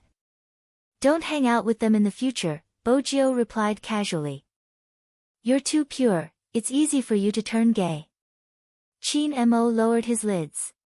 Easily gay? This thing has always been affected. Bojio smiled faintly. I respect everyone's sexual orientation, but I hate the idea that the same sex is the only true love. Besides, Hoshino and young Master Xin are both bewitching. Brother Mo, don't ever think about it. Chin Mo swept her a glance. His voice was calm. Give me your phone. Bojo arched a brow. Brother Mo, don't you think you're behaving like a girl? Why are you looking at your phone? Give it to me, Chin Mo repeated. Bojo handed it over. Chapter 1727. Chin Mo only took 2 glances at it. He locked his gaze on one of the paragraphs. Luo Luo, little Spade, do you know how interesting it was when we met your parents? Spade Black asked, how so? Luo Luo, Auntie and the others always felt that our captain liked Chin Mo ever since he was young. He didn't pay so much attention to anyone other than Chin Mo. Auntie was still wondering if we were pretending to be a couple in order to deal with our family. When she heard that Chin Mo had sent a delivery, her expression changed. Speaking of which, Chin Mo really gave off the impression that he didn't care about men and women. The Mo and Jing couple has always been very popular. Bojo smiled and said lazily, when he comes back, I'll discipline him. Luo Luo replied with a light smile. There's no need for discipline. If they are together, we will elope. Anyway, you will always be the almighty in my heart. Chin Mo released the screen and looked up at a certain someone. Adonis? You? Bojo smiled. Her eyes were bright and her teeth white. After all, I rely on my face to make a living. Ha! Chin Mo laughed. He reached out and pinched her face. He seemed to be testing the thickness of her face. There was a double meaning in his words. Indeed, you rely on your face to make a living. The force wasn't painful. Instead, it made it easier for her to hug his waist. It was all a trap. Bojo knew that, but in front of a beauty, her heart was itching. In the past, I only needed to guard against girls. Now, I need to guard against guys. Bojo looked up. She was still smiling. You are really a beauty that brings trouble. But Brother Mo, when you discuss tactics with Captain Xiao, don't have any other thoughts. Captain Xiao has a girlfriend now. It's illegal to destroy other people's relationships. Chin Mo listened to her nonsense with a serious expression. In the end, he reached out and pressed her wrist that was behind him. I think you are the one who has other thoughts. MMH? Bojo admitted it directly. Have I done anything to you? It hasn't been a day or two. She was caught again. Seriously, it wasn't easy to attack. Chin Mo lowered his gaze and looked at her face. He switched their positions and pushed her against the corner. He pulled her hand to the back of his waist. He was wearing a shirt on the inside and a jacket on the outside. With the jacket covering this area, even if Bojo really did anything, no one would be able to see it. Her hands were inside his white shirt. Under her palms were ribs and lumbar muscles that felt good to the touch. It was late autumn in Rivertown and the weather was getting cold. This kind of contact was just enough to warm her hands. Hence, he allowed her to place her hands on his back. But it was impossible to stop someone from moving. Chin Mo could only feel that the hand was like fire, running all over his body. When her fingertips came into contact with him, she felt a burst of anger. Chin Mo's Adam's apple bobbed. He lowered his gaze and pressed against her forehead. Don't move. His clear voice was low and raspy as it entered her ears. A wave of numbness overflowed from his heart. Bojo glanced up and saw his elegant and handsome face. Due to the influence of some things, his breathing was no longer as steady as usual. Even the corners of his eyes were a little different. He held her waist and brought her neck to his lips. Abstinence and excitement mixed together. Bojo knew that only she could make him like this. Chapter 1728. She couldn't help but want to be close to him.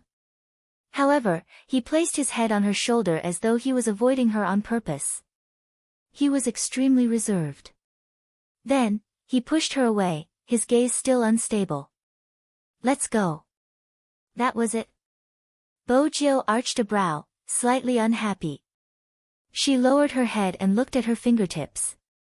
She felt that it was time to use the drugs she dug out from the Black brothers on a certain almighty.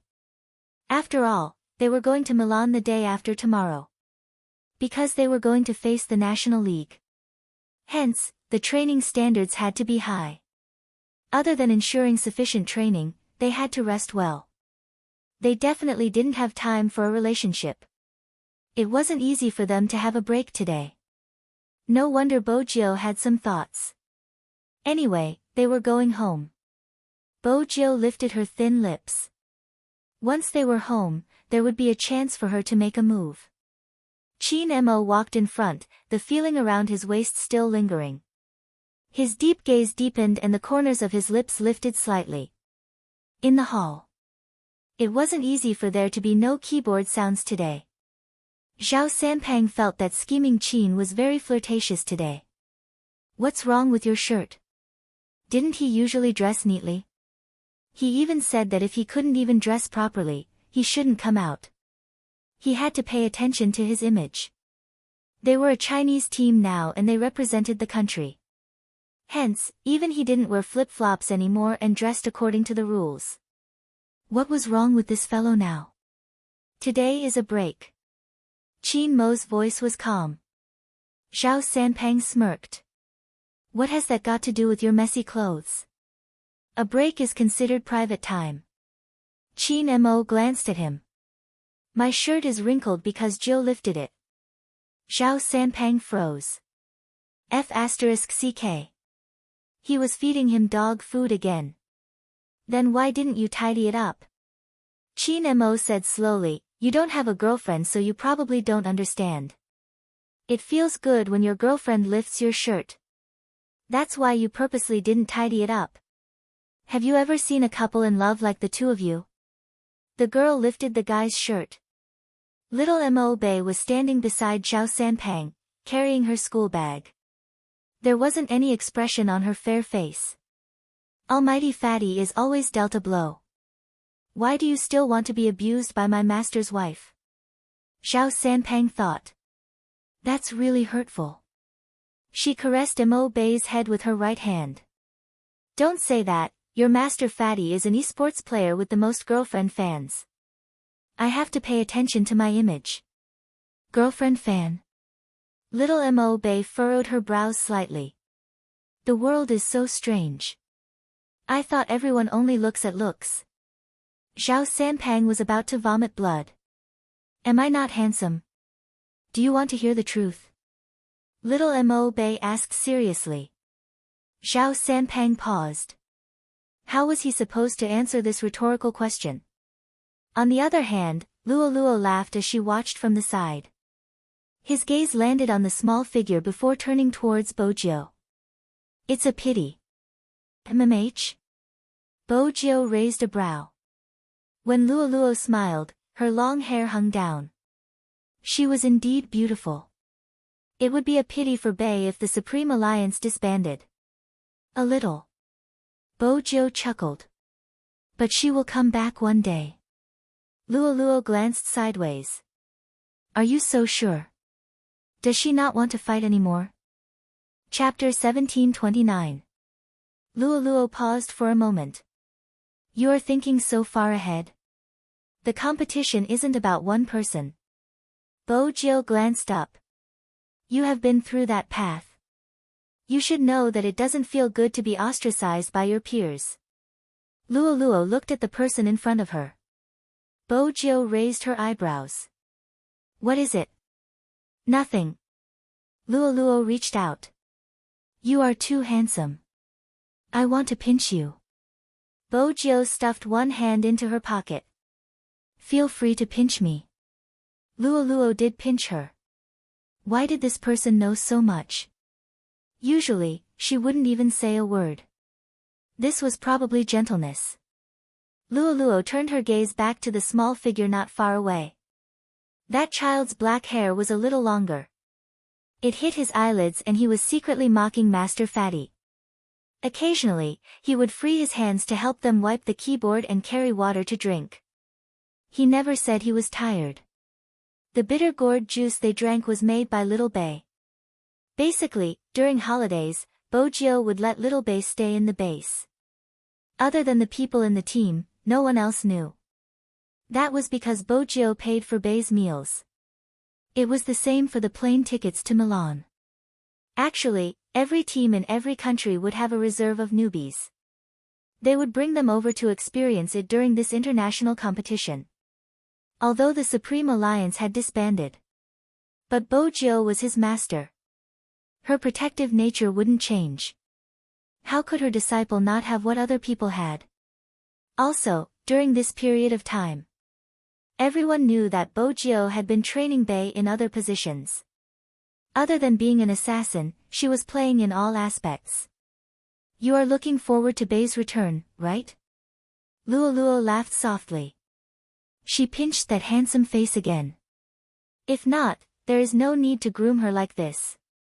Bojio leaned against the wall lazily without saying a word. Before she could say anything, she was pulled over. It was Chin Mo. Luoluo's hand landed on empty air. Chin Mo pressed the person in his arms. His eyelids were half raised. He looked nonchalant, but when his gaze landed on Luoluo, it was slightly cold. If you want to pinch a face, look for your Captain Xiao. Luoluo glanced sideways and looked at the other person who walked over. Captain Zhao's face wasn't something that people wanted to pinch. Chin Mo had already brought her away.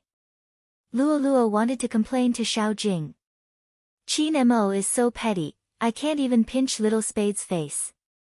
Unexpectedly, Xiao Jing glanced at her and said slowly, do you think you're too close to Z? Luoluo was stunned. Could it be that even he, Xiao Jing, was wearing a white coat and had an otherworldly aura? If you want to pinch my face in the future, pinch me. Luoluo, after leaving the base and getting into the car, Chin Mo behaved differently. After holding someone's chin for a long time, his fingertips gently rubbed the place where Luoluo had pinched. In the end, he frowned slightly.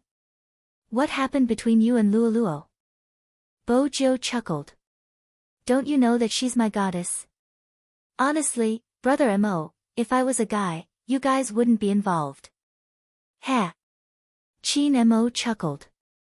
He suddenly leaned forward and bit her ear. Do you still want to be a man? Bojio froze. She seemed to have gone overboard. Chapter 1730. When Bojio heard that voice, she wanted to hug him. But recently, a certain someone liked to play hard to get with her too much. For example, now. After saying that, he sat up straight and even tidied his sleeves. He looked as though he didn't want her to get close to him. But he was abstinent and noble. Bojio's heart itched. The corners of his mouth curled up into a smile. No matter what, she had to sleep with him today. The place they were staying in was Chin Mo's loft apartment. There was no need to get 2 more rooms. Husband and wife should maintain a relative sense of distance. It wasn't suitable to put this matter on Chin Mo. When he was young, he was used to raising a certain little Bojio. It was even more so now. This kind of idiot who liked to flirt was the most suitable to be kept by his side. At this moment, Bojio was deep in thought about how to use the drug on Chin Mo naturally. Even when Princess came to provoke her, she didn't care. Princess's big face was a little confused. He stretched out his claws to provoke her again. Bojio broke into a smile and took out 2 wine glasses. Then she picked up a bottle of red wine.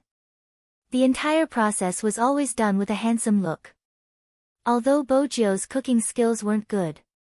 But she, who had infiltrated all the big nightclubs, was a professional at drinking. Of course, Chin Mo saw her actions. His gaze was a little indifferent, but his eyes deepened. He didn't show anything. Instead, he turned his head and continued to deal with his steak. Bojio naturally reached out and hugged Chin Mo from behind. I can help you cut the vegetables. Forget it. Chin Mo glanced sideways. help me get the onions from the fridge. Bojio had something to do. She diverted her attention slightly.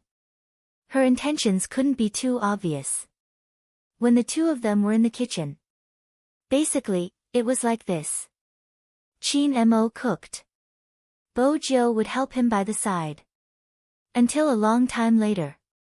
A little boy asked, "Mommy, you don't know how to cook. Why are you always in the kitchen?" This is called excessive waste of public resources. Bojio's voice was evil.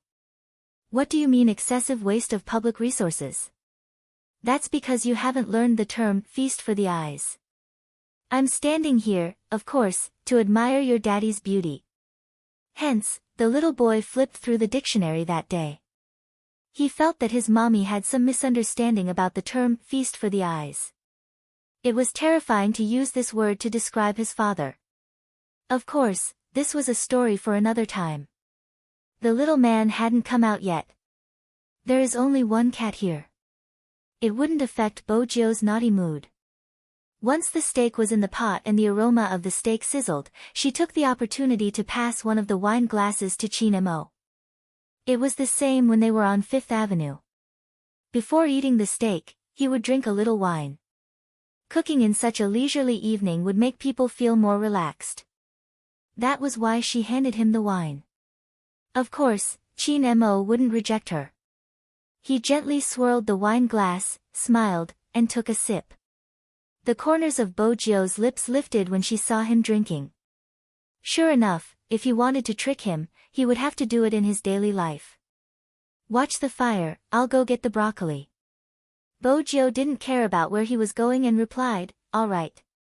They only needed to wait for half an hour. After half an hour, the drug would take effect, and he would gradually lose the strength to resist. At that time, she could do whatever she wanted. Chapter 1731. On the second floor, Chin Mo stood by the bed, looking at the pill in his palm. His eyebrows twitched as he placed it in his mouth, his lips curving into a smile. Bojio couldn't see this. As a kitchen killer, she wouldn't let her guard down when it came to watching the fire. After Chin Mo came back, she asked, "Is it burnt?" "No." When Chin Mo was cooking the steak, his posture was very standard. The marinating process was also very handsome. The steak was very fragrant after it came out. Even though she had other plans, it didn't affect her desire to eat steak. Since she was a carnivore, the moment the steak came out, Chin Mo cut a piece and fed it to her. Bojio had always been a fast eater. Previously, under Chin Mo's control, he could eat slowly with the foundation of admiring the beauty. Today, he would occasionally raise his eyes to look at the time, and his movements were much faster. Chin Mo held the knife and fork the same as before. His posture was so perfect that it could be used for a poster. He even wore a pair of glasses on the bridge of his nose. He didn't wear glasses very often, unless it was to match his clothes. When they were about halfway through the meal, he put down the knife and fork and pinched the space between his eyebrows. Bojio had been supporting her chin lazily with one hand. When she saw his actions, her eyes lit up uncontrollably. "Why? Are you not feeling well?" "No." Chin Mo glanced at her. "I'm just a little tired." "That's right." Bojio smiled. "Do you want to take a break after eating?" Chin Mo lowered his lids. Was this guy that happy to see him fall for the trick? Bojio glanced at the clock, calculating that the medicine was indeed starting to take effect. When it was almost 7:20 p.m., she tapped her fingers on the table. Chin Mo reached out and unbuttoned his shirt. "Hot." Bojio arched a brow. Chin Mo replied, his slender fingers undid another one. This time, he was slow. When his fair collarbone was revealed, there was an indescribable sense of abstinence. Bojio was elated, but she didn't show it on her face, maintaining her lazy expression. "I'll go adjust the temperature." "No need." Chin Mo seemed to want to stand up, but the moment he stood up, he swayed and sat back on the chair. Then he frowned deeply, as though he couldn't understand why he was like this. Bojo leaned slightly, a little worried. Are you feeling unwell? No. Chin Mo's voice didn't change. I just can't use my arms and legs. Is there something wrong with the wine you poured? Bojo knew it wouldn't be easy to trick the Almighty. Since the drug was out, she decided to admit it. I drugged you. Chin Mo looked at the smiling face in front of him. He didn't see any hint of guilt. Instead, he looked very playful. And after seeing that he was out of strength, that person lifted his chin, lowered his eyes, and kissed him. The corner of his mouth was still curled up. Brother Mo, how about I help you to the bed? Grandfather Butler told you to be more reserved since you were young. Have you forgotten, Mrs. Chin? Chin Mo asked casually. Bojo sat on the dining table and leaned down to kiss his fingers. She was a handsome gentleman, just like a prince. I'm very reserved, I didn't force you. Chin Mo looked at her. When she bent down, he could clearly see the back of her neck, which was as white as snow. Chapter 1732. Chin Mo did the same. Just as Bojo was celebrating her success, Chin Mo glanced sideways and kissed the back of her neck. Bojo shuddered. She lost the strength in her hands that were peeling off his shirt. This wasn't right. Just as she was about to lift her head, Chin Mo grabbed her right hand. In the blink of an eye, their fingers interlocked. He had already stood up and pushed her against the dining table. His deep and magnetic voice traveled over. Are you happy? Bojo was smart. Of course, she realized something. She glanced sideways at his wine glass. Chin Mo's breath landed on the back of her ears. The drug will take effect in half an hour. The symptoms are fever and weakness. You can do whatever you want. Doesn't that sound familiar? Bojo didn't want to lose. She smiled faintly. Black brothers are really unreliable. When did Brother Mo find out? Chin Mo's fingers had already reached into her shirt. He smiled. What do you think? He had found out from the start. Really? Bojo felt a little regretful. Chin Mo watched her depressed expression. He moved closer. I've been waiting for you to use this drug.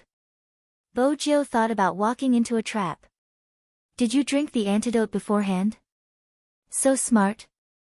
Chin Mo arched a brow. His mind wasn't on this anymore. His fingertips touched her softness. His breath started to waver. The corners of Bojo's beautiful eyes turned red. She couldn't ignore the numbness that rose up. She looked at the person standing in front of her. She didn't even need to talk about doing whatever she wanted, she was basically being controlled by the other party. Chin Mo noticed her trembling. His gaze deepened. He bent down and untied her collar. Then, he kissed her lightly. He didn't give her a chance to escape. He stood in front of her, blocking her escape route. Needless to say, he held her right hand the entire time. Bojo's entire body was burning. The numbness spread from her fingertips and spread everywhere. The temperature in the room continued to rise. Bojo heard his voice beside her ear. There was a hint of laughter in his voice. Do you want me very much? To Bojo, Chin Mo was like a demon who had been cultivating for many years. It was even worse now. Bojo's shirt was pulled up, revealing her waist. The curve was beautiful and seductive, carrying the innocence of a youngster. She smiled like a demoness. Why else would I drug you? Chin Mo's gaze deepened as he placed his left hand on her waist. His fingertips seemed to be electrified. That sounds logical. Bojo's waist softened and even her breathing became hot. They had been together for so long. He knew her body better than she did. It was as if the pair of hands were enchanted. There was numbness everywhere. Bojo's thoughts seemed to be floating in midair. They could only let him take the lead. He wouldn't give her a chance to think it through. His thin lips landed on her shoulder.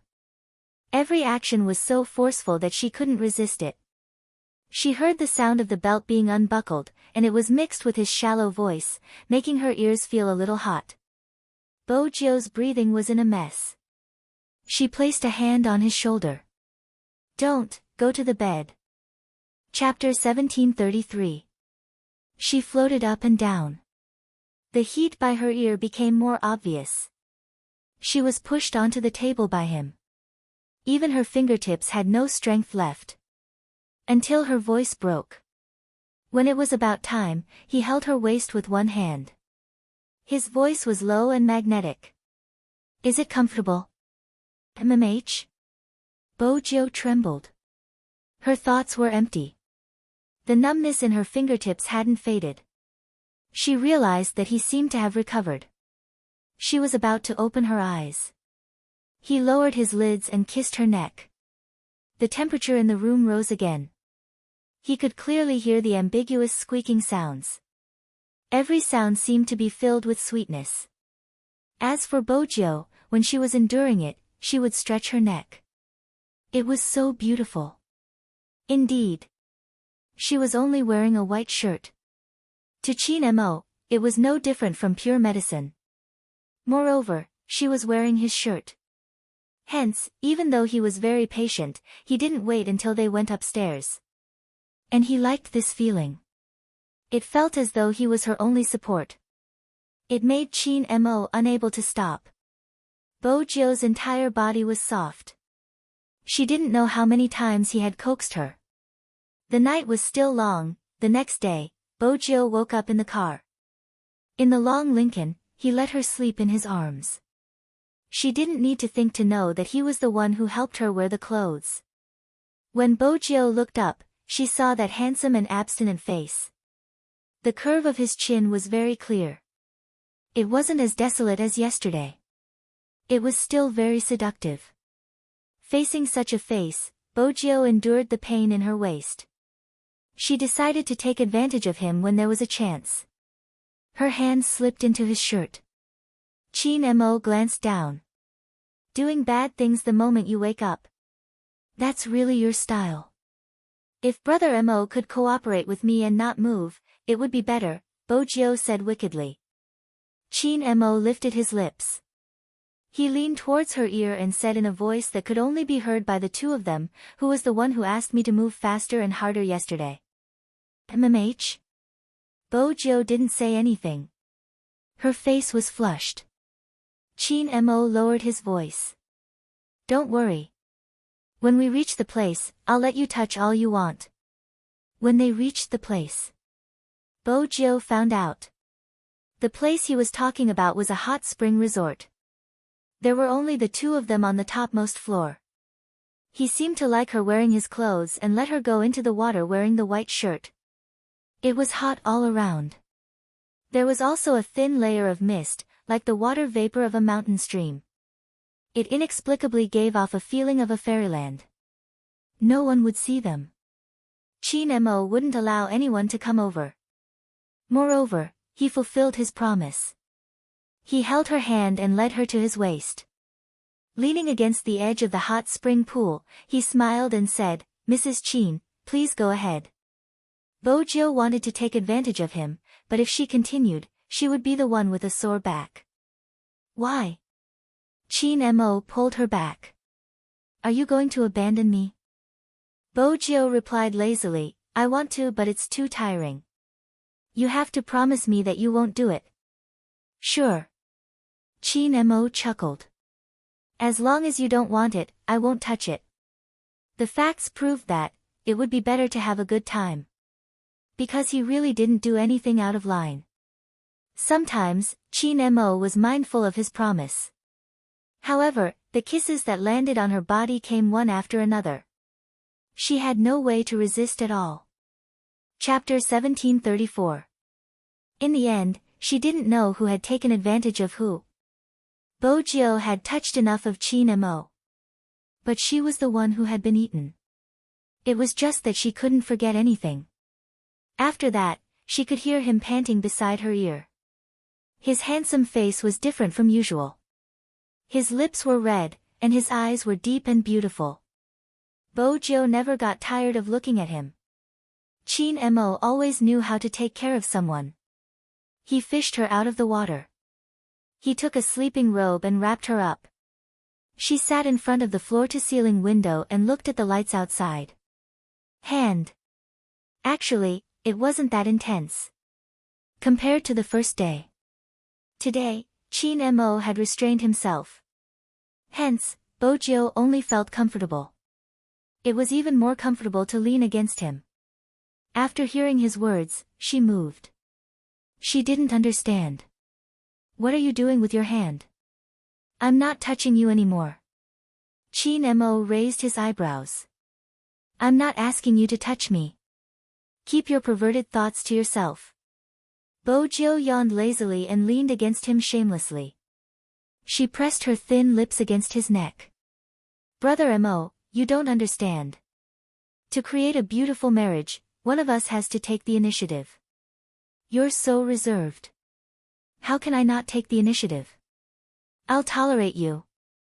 Thank you, Lord Jo, Chin Mo said casually. He pulled her hand over. Bo-jo knew he was going to cut her nails. She started to pull her hand back. Leave your nails for you to chew. Chin Mo moved closer. His breath landed beside her ear. My back is red from your scratches. When Bo-jo heard this, her face heated up. She just looked at him. Chin Mo's body was already very good. It was covered with thin layers of muscles. His back was straight and flawless. Now, the scratches were extremely ambiguous. Shouldn't soldiers have thick skin and muscles? As expected, even when Momo grew up, he was still a little princess. I'll be gentler in the future. Bo-jo was serious. She never realized that this was usually said by boys. Chin Mo glanced down at her and took her hand. Chin Mo would never have the patience to serve others. But ever since he had regained his memory, serving Bo-jo had become easier. It was a habit he had cultivated since he was young, and he couldn't change it even if he wanted to. Moreover, he had never thought of changing. He should have been the one to raise it. Even during training, Zhao Sanpang had said it countless times. For example, after the frog jump. Zhao Sanpang would always say, scheming Chin, does little Spade have hands? You even have to help her tie her shoelaces. Every time, Chin Mo would mock and suppress him. You're single, so you won't understand. Zhao Sanpang had tried persuading Bo-jo with all his heart. Little Spade, really, a good-looking person is the same, but an interesting soul is one in a million. Scheming Chin's face is only worth looking at, everything else is boring. Everyone else would definitely go out to play during the holidays, but what is he doing? He stays at home drinking tea, playing chess and reading books, entering his old age early. Little Spade, how can you tolerate it? You're the little prince of the nightclub. Almighty fatty, it's embarrassing, but I like good-looking people, Bo-jo said seriously. The lighting in the nightclub isn't good, the face can't be seen clearly, but it's different at home. He reads books and I look at him. MMH. Perfect. Chapter 1735. Other people probably didn't know. Chin Mo was very good at taking care of people. But other people were still other people. There were very few people like Bo-jo who were willing to be controlled by him. Chin Mo wasn't without flaws. He was very possessive. He even blacklisted Luo from her phone. Anyway, everyone would complain about this behavior. Bo-jo always had one sentence. It's a small matter. I'll add it back secretly. Then, she would smile mischievously. Everyone in the world was like this. No one was perfect. For example, Bo-jo was like the wind. At this moment, she could lie lazily in your arms. In the next moment, she could drive a Lamborghini and do something. She had many friends, both of the opposite sex and the same sex. Most of the time, she would train and play. Indeed, she liked to eat, drink and play. And Chin Mo was the only person who could catch the wind. She couldn't change her love for the dark. He wouldn't let her change either. But she was clear about one thing. She was his. Up until now, Bojio had a clear understanding of this point.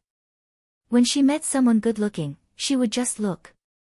After all, she realized that no one could be compared to the person beside her. Bojio thought about this and opened her eyes to enjoy the benefits of marriage. Chin Mo glanced sideways. He thought that he had cut the flesh under her nails. His posture moved and his brows were slightly furrowed. Princess watched from the side. The cat's face was really round. Although Master tried to bring him everywhere he went. But he didn't feel loved at all. Master was so casual when he cut his nails. And look at him now. He was so careful as if he was treating a porcelain doll. And this was his daily life. Sometimes, Princess almost suspected that this person did it on purpose.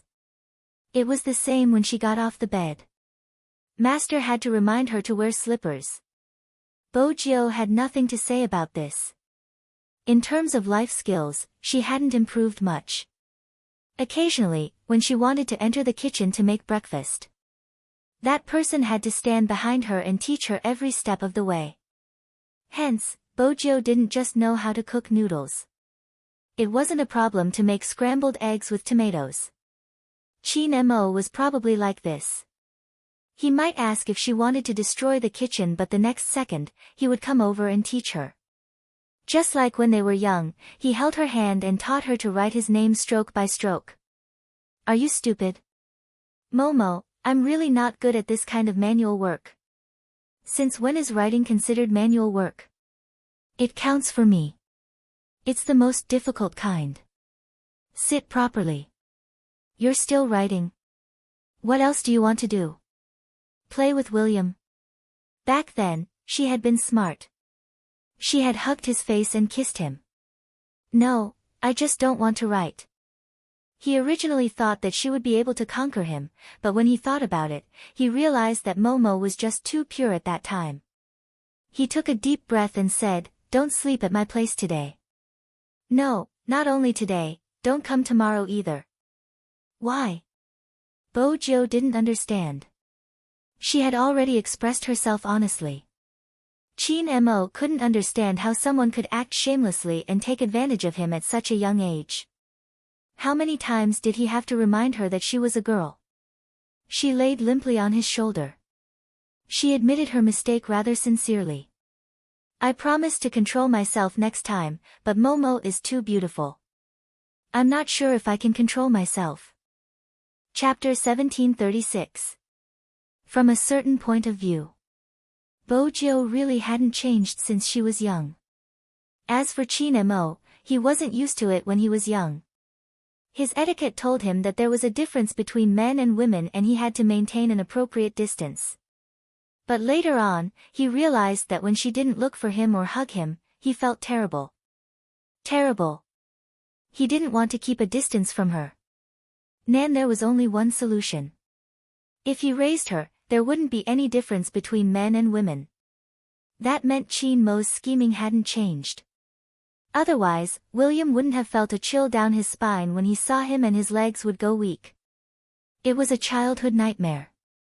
But these couldn't compare to his gentleness. Those who knew Chin Mo said. It was really hard to imagine that one day, he would patiently cut another person's nails and tidy up her cuffs. This was beyond their understanding. Even if they were dating, it shouldn't be like this.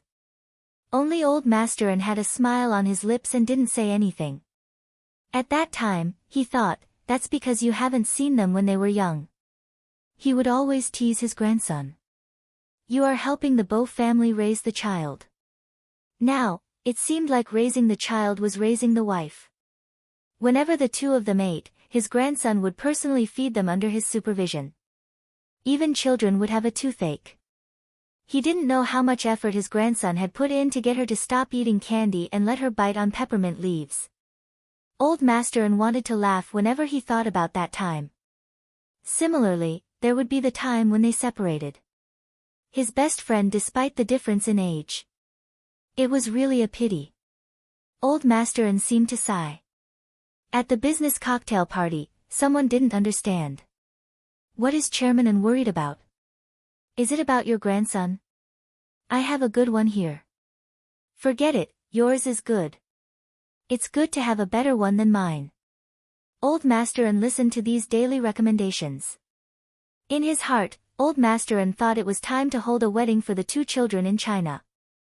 In less than 3 days, the two children would represent China in the competition.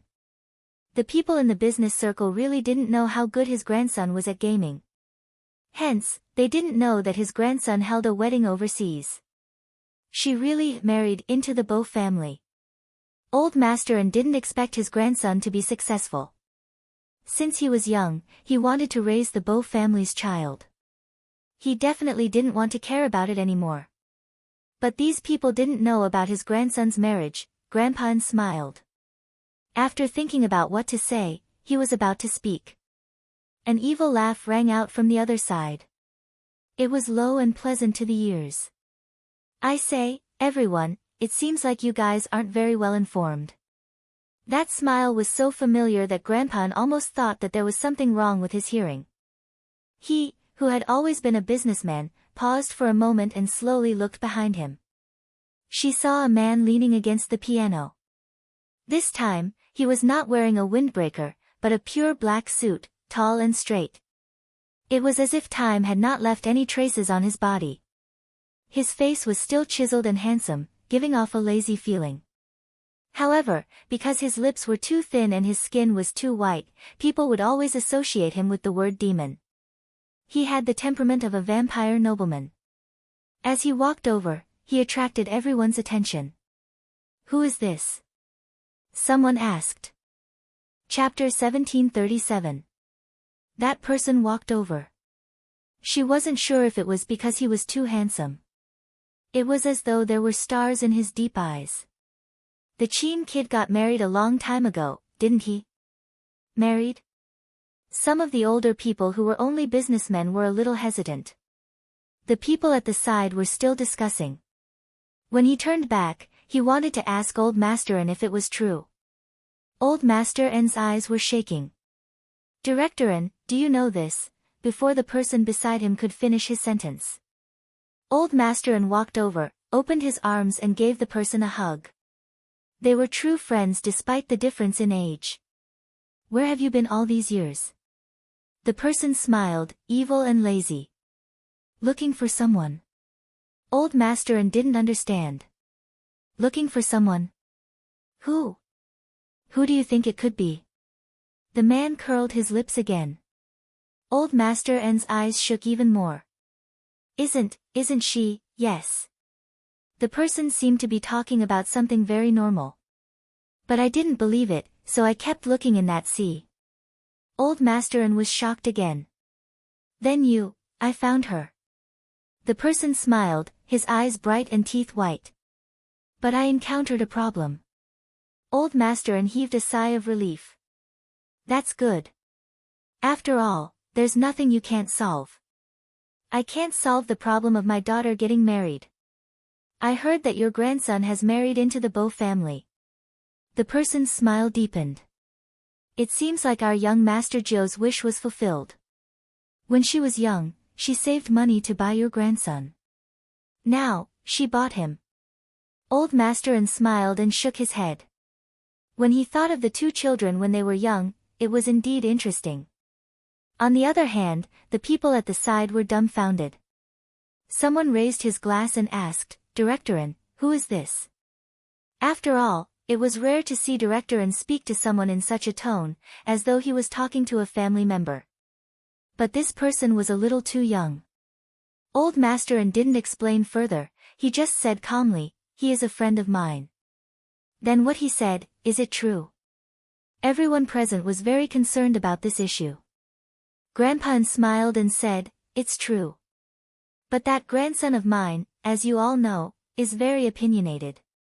He likes her too much, so he held the wedding overseas. What's the rush? Without Director N's permission. He should at least go through the formalities at home first, right? Old Master N smiled and said, what formality? In the future, that little rascal will belong to someone else. A married grandson is like water that has been poured out. But don't worry, when these two are done with their business, they will definitely make up for it in Jiang City. Remember to come when that time comes. Everyone was shocked when they heard this. Is he really marrying into her family? God, what kind of family does she have? To be able to marry the only successor of the Qin and An clans? And everyone in the family agreed. Was there such a powerful family? If there was, how could they not know? At this thought, everyone once again turned their attention to the figure standing next to Grandpa An.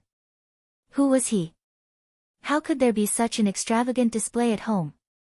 And this person's age didn't seem like someone who had many children.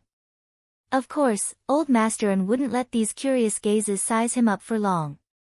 Because he knew how good he was at hiding his identity, and he knew that he didn't want to interact with others. Hence, old Master An didn't say much.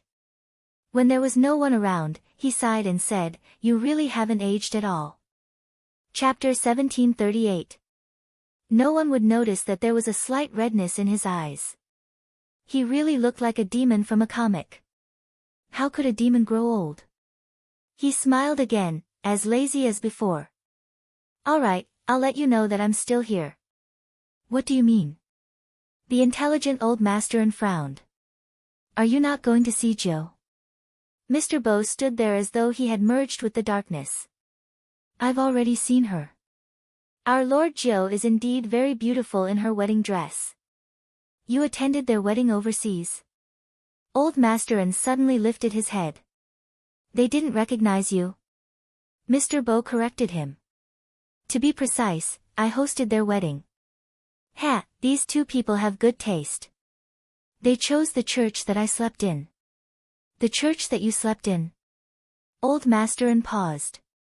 He recalled the first time he met this person. He continued, "I have a question that I always wanted to ask.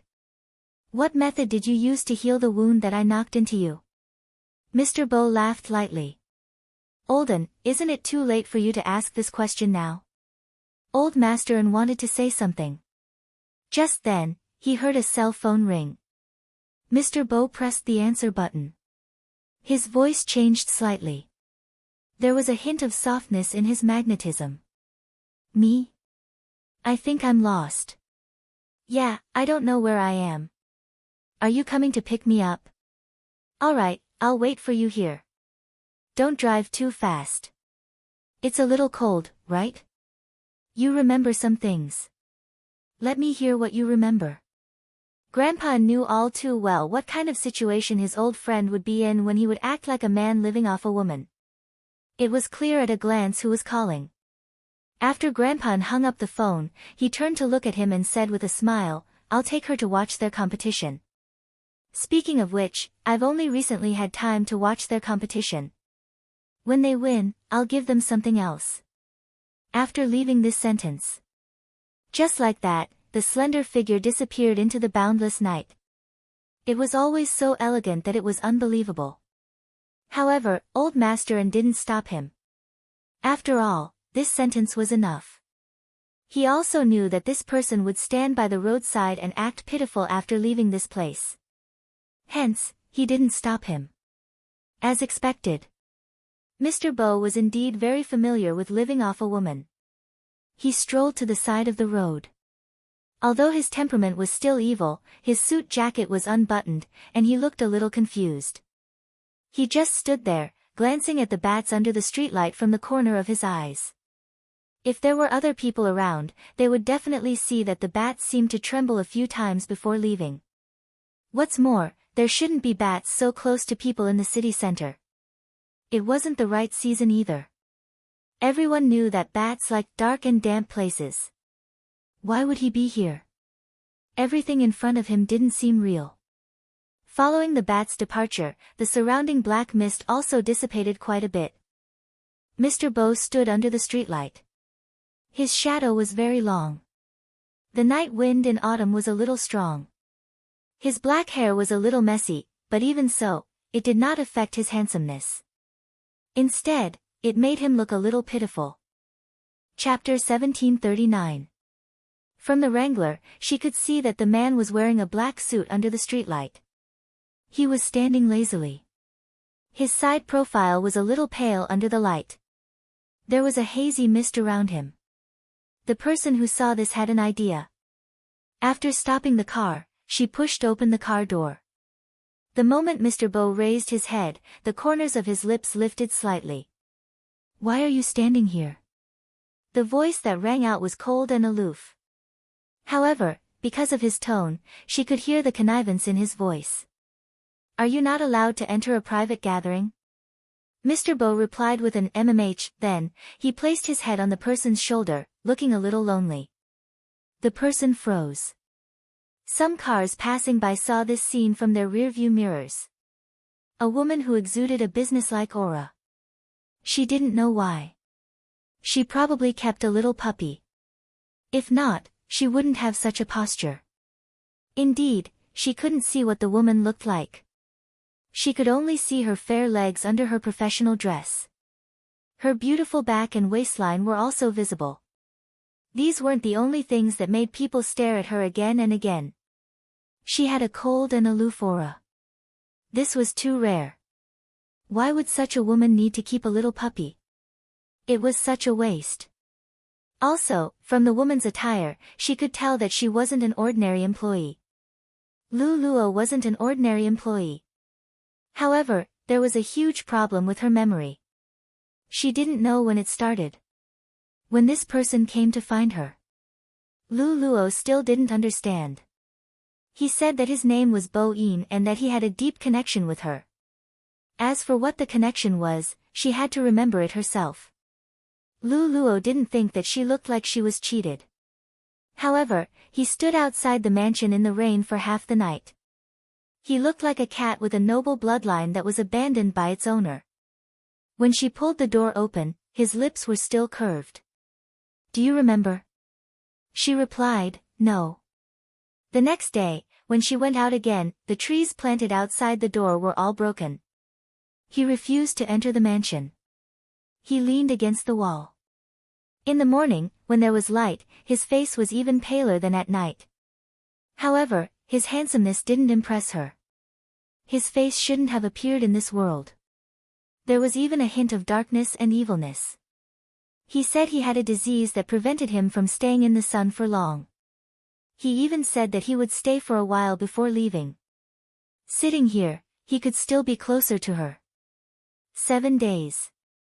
On the 7th day, Lu Luo brought him home when he looked like he was sick. She seemed to have lowered her guard a lot now that he was here. It was probably because this person looked too fragile. She didn't understand how her rationality could allow her to communicate with a boy younger than her. It should be a boy. Lu Luo lowered her gaze and looked at the person who placed his head on her shoulder. In order to do this work, he had to bend his waist with his height. However, Lu Luo didn't know why. This kind of thing made her happy easily. Even the problems he encountered in his business today were no longer so difficult to accept. Although it was a little bad for this person. However, Lu Luo finally understood what those directors were thinking when they fell in love with young ladies.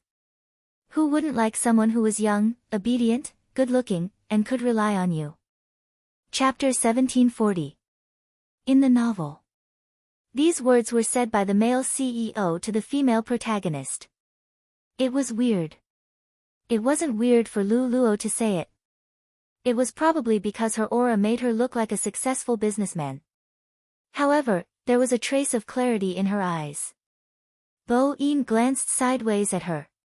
His thin lips landed on her face. "I don't want to go now." Lu Luo didn't expect him to kiss her. Her hand on his head paused for a moment. As someone who lived off a woman, Bo Yin knew when to stop.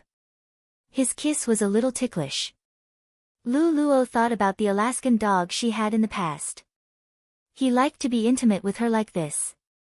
Recently, she had been reading people's opinions on love between a younger man and a younger man. Very few endings were good. However, with their current situation, they probably couldn't even be considered a love between a younger man and a younger man. She was probably his sugar daddy. In the past, Luo didn't like people who were so lazy. Including in the company, she liked people who knew how to plan their work and earn their own living. However, this person was always an exception. Why was that? Luo kept searching for the reason. In the end, the only thing she could convince herself was that when this person was by her side, she didn't feel so lonely.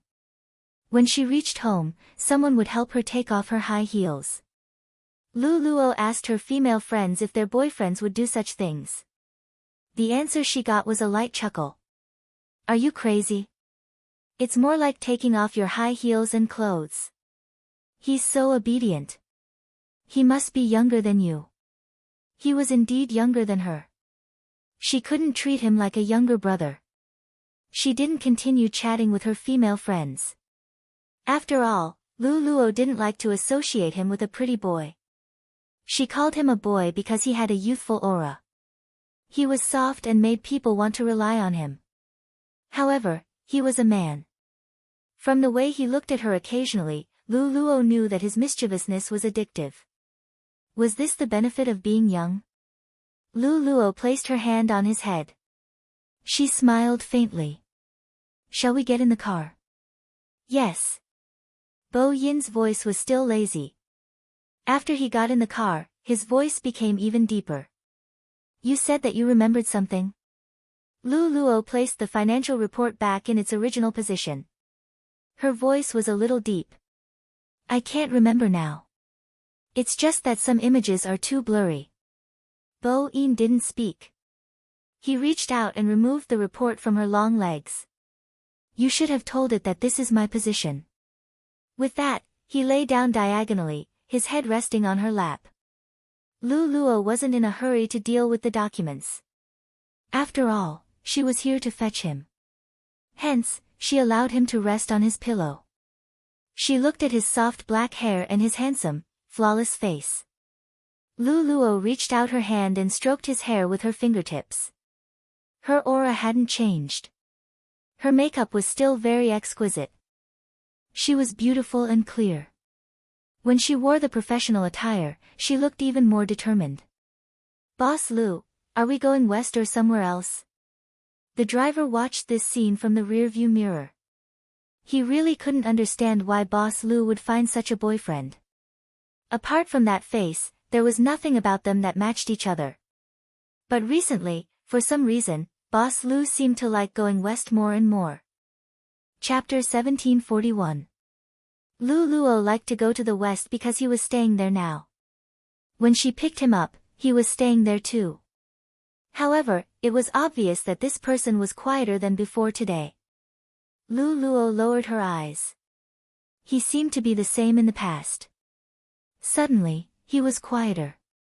Are you unhappy because I didn't remember? Luo asked the person lying on her lap. That person suddenly laughed and held her hand. His voice was magnetic and pleasant to the ears. No, as long as you can remember to bring me home every day, it's enough. The people in the dramas want their other half to regain their memories. Luo looked at him. She didn't seem to believe that she knew him in the past. Bo Yin could tell. He smiled. That's fine. If you recover, I'll bring you to meet someone.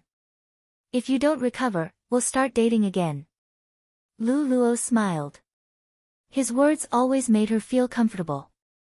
Was this the reason why those people who were raising other people outside the office? Today's work report was supposed to be done in the office. However, when she remembered that he was going to attend a business gathering, she brought the report with her. All her female friends knew about his existence. Someone asked her what he did for a living. Luo was stumped by this question. After all, this person rarely went out during the day. He always came out at night. Does he work in a bar? Or is he a student? He doesn't need to wake up early. Someone guessed and told her that this kind of guy wouldn't really want to date someone like them. Luo knew that this had nothing to do with confidence. For someone as old as him, he liked sweet and beautiful girls who admired him. However, Luo's philosophy was simple. With him by her side, she felt very relaxed. She knew what the boundaries were. Now, it was a problem whether she should ask about his job or not. After all, when she saw other people raising other people, she would help them. This person would never ask for anything from her. The most he would do was call her and ask, "Can you come back earlier today?" This always made Luo feel that he really missed her. He was like a husband waiting for his wife. Luo didn't want to appear too materialistic, even though she was a materialistic person. But, she should give something back to him. Luo paused for a moment. "Are you working?" Bo-in looked at her and replied, "MMH." Luo didn't hide anything. "What is it? Do you need my help?" Voice C. Bo-in moved closer. "The only thing you need to do is take good care of me. Don't always leave me alone at home. Reply to my messages as soon as possible and don't hang up on me during meetings." Luo's fingers froze when she heard this. Maybe another day. She would ask her female friends another day. Why was the one she raised different from the ones that the bosses raised outside? However, it made sense. This person was very smart and always knew how to make her happy. It was never materialized. He had always been different from her. Even if he really wanted something, his rank wouldn't be that low. The person she had picked up. To a certain extent, he understood them quite well. "I asked too directly." Luo smiled softly and pinched his face. Her suit made her neck look very long. "Will I hurt you?" Chapter 1742. Shouldn't I compensate you? He finally mentioned compensation. Luo heaved a sigh of relief. After all, this was the only way she could continue to operate their relationship. He gave her warmth and accompanied her. She should compensate him accordingly. That was the right thing to do. "Yes, you should." Luo placed her hand on his head again. She knew that she couldn't say some things too directly. In the past, she didn't have any worries. However, he was still a man. Luo was finding a balance. She didn't want to see him like this. They reached the place. The chauffeur left. The house on the west side wasn't very big. It looked a little ancient, but it was a standalone villa. Luo pushed the door open and entered. She wanted to have a good chat with him. However, he hugged her from behind. Then, he kissed her on the neck. His aura was cold. It felt as though there was no warmth at all. However, for some reason, her entire body felt numb. Perhaps it was because his teeth always brought a different feeling when they brushed past her veins. She couldn't resist at all. "Be good." "Yes, don't." Luo was still clear-headed. She reminded him not to overdo it. Bo-in tilted his face. His breath landed on her ear. "You hurt me just now. Shouldn't you compensate me?" Luo didn't expect him to ask for such compensation. She wanted to look up. His hand slid down the hem of her dress and reached inside. Her long legs trembled when they touched his cold skin. Luo trembled. She looked into his eyes. Bo-in lowered his gaze. He smiled faintly. "Don't worry. You will like it." His voice was like hypnosis. It was low and mesmerizing. It was as though red wine had been poured into ice cubes. Luo didn't know how to describe it. In her memory, no one had done such a thing to her before. It had been such a long time. When he was beside her, he would kiss her face most of the time. Sometimes, he would act like he was relying on her. But today was different. Luo wasn't sure if she was prepared. From a certain perspective, she didn't want their relationship to develop like this. She knew that from a biological point of view. The body of a young man was really addictive. His influence over her was already there to begin with. If this continued, Luo wasn't sure if she would let him go when he left. This compensation won't do. Luo couldn't see his face. From this angle, she could only press his wrist. It's not convenient for me. Bo-in raised his eyebrows. Inconvenient? My relatives are here. Lu Luo found an excuse. She, who was wearing a professional suit, took a step away from him. She had been wearing high heels for a long time. The moment she entered the entrance, her first reaction was to change into a pair of slippers. Before she could bend down, someone was one step ahead of her, pressing down on her fair ankle and taking off her high heels. He landed on one knee, which made her subconsciously place a hand on his shoulder. It was probably because he was too handsome. Even such an action would not make people feel inferior. On the contrary, he was as evil as the devil deacons in the manga. His aura was not suppressed at all. Instead, it made people feel embarrassed every time. Even Lu Luo was the same. I will take it off myself in the future.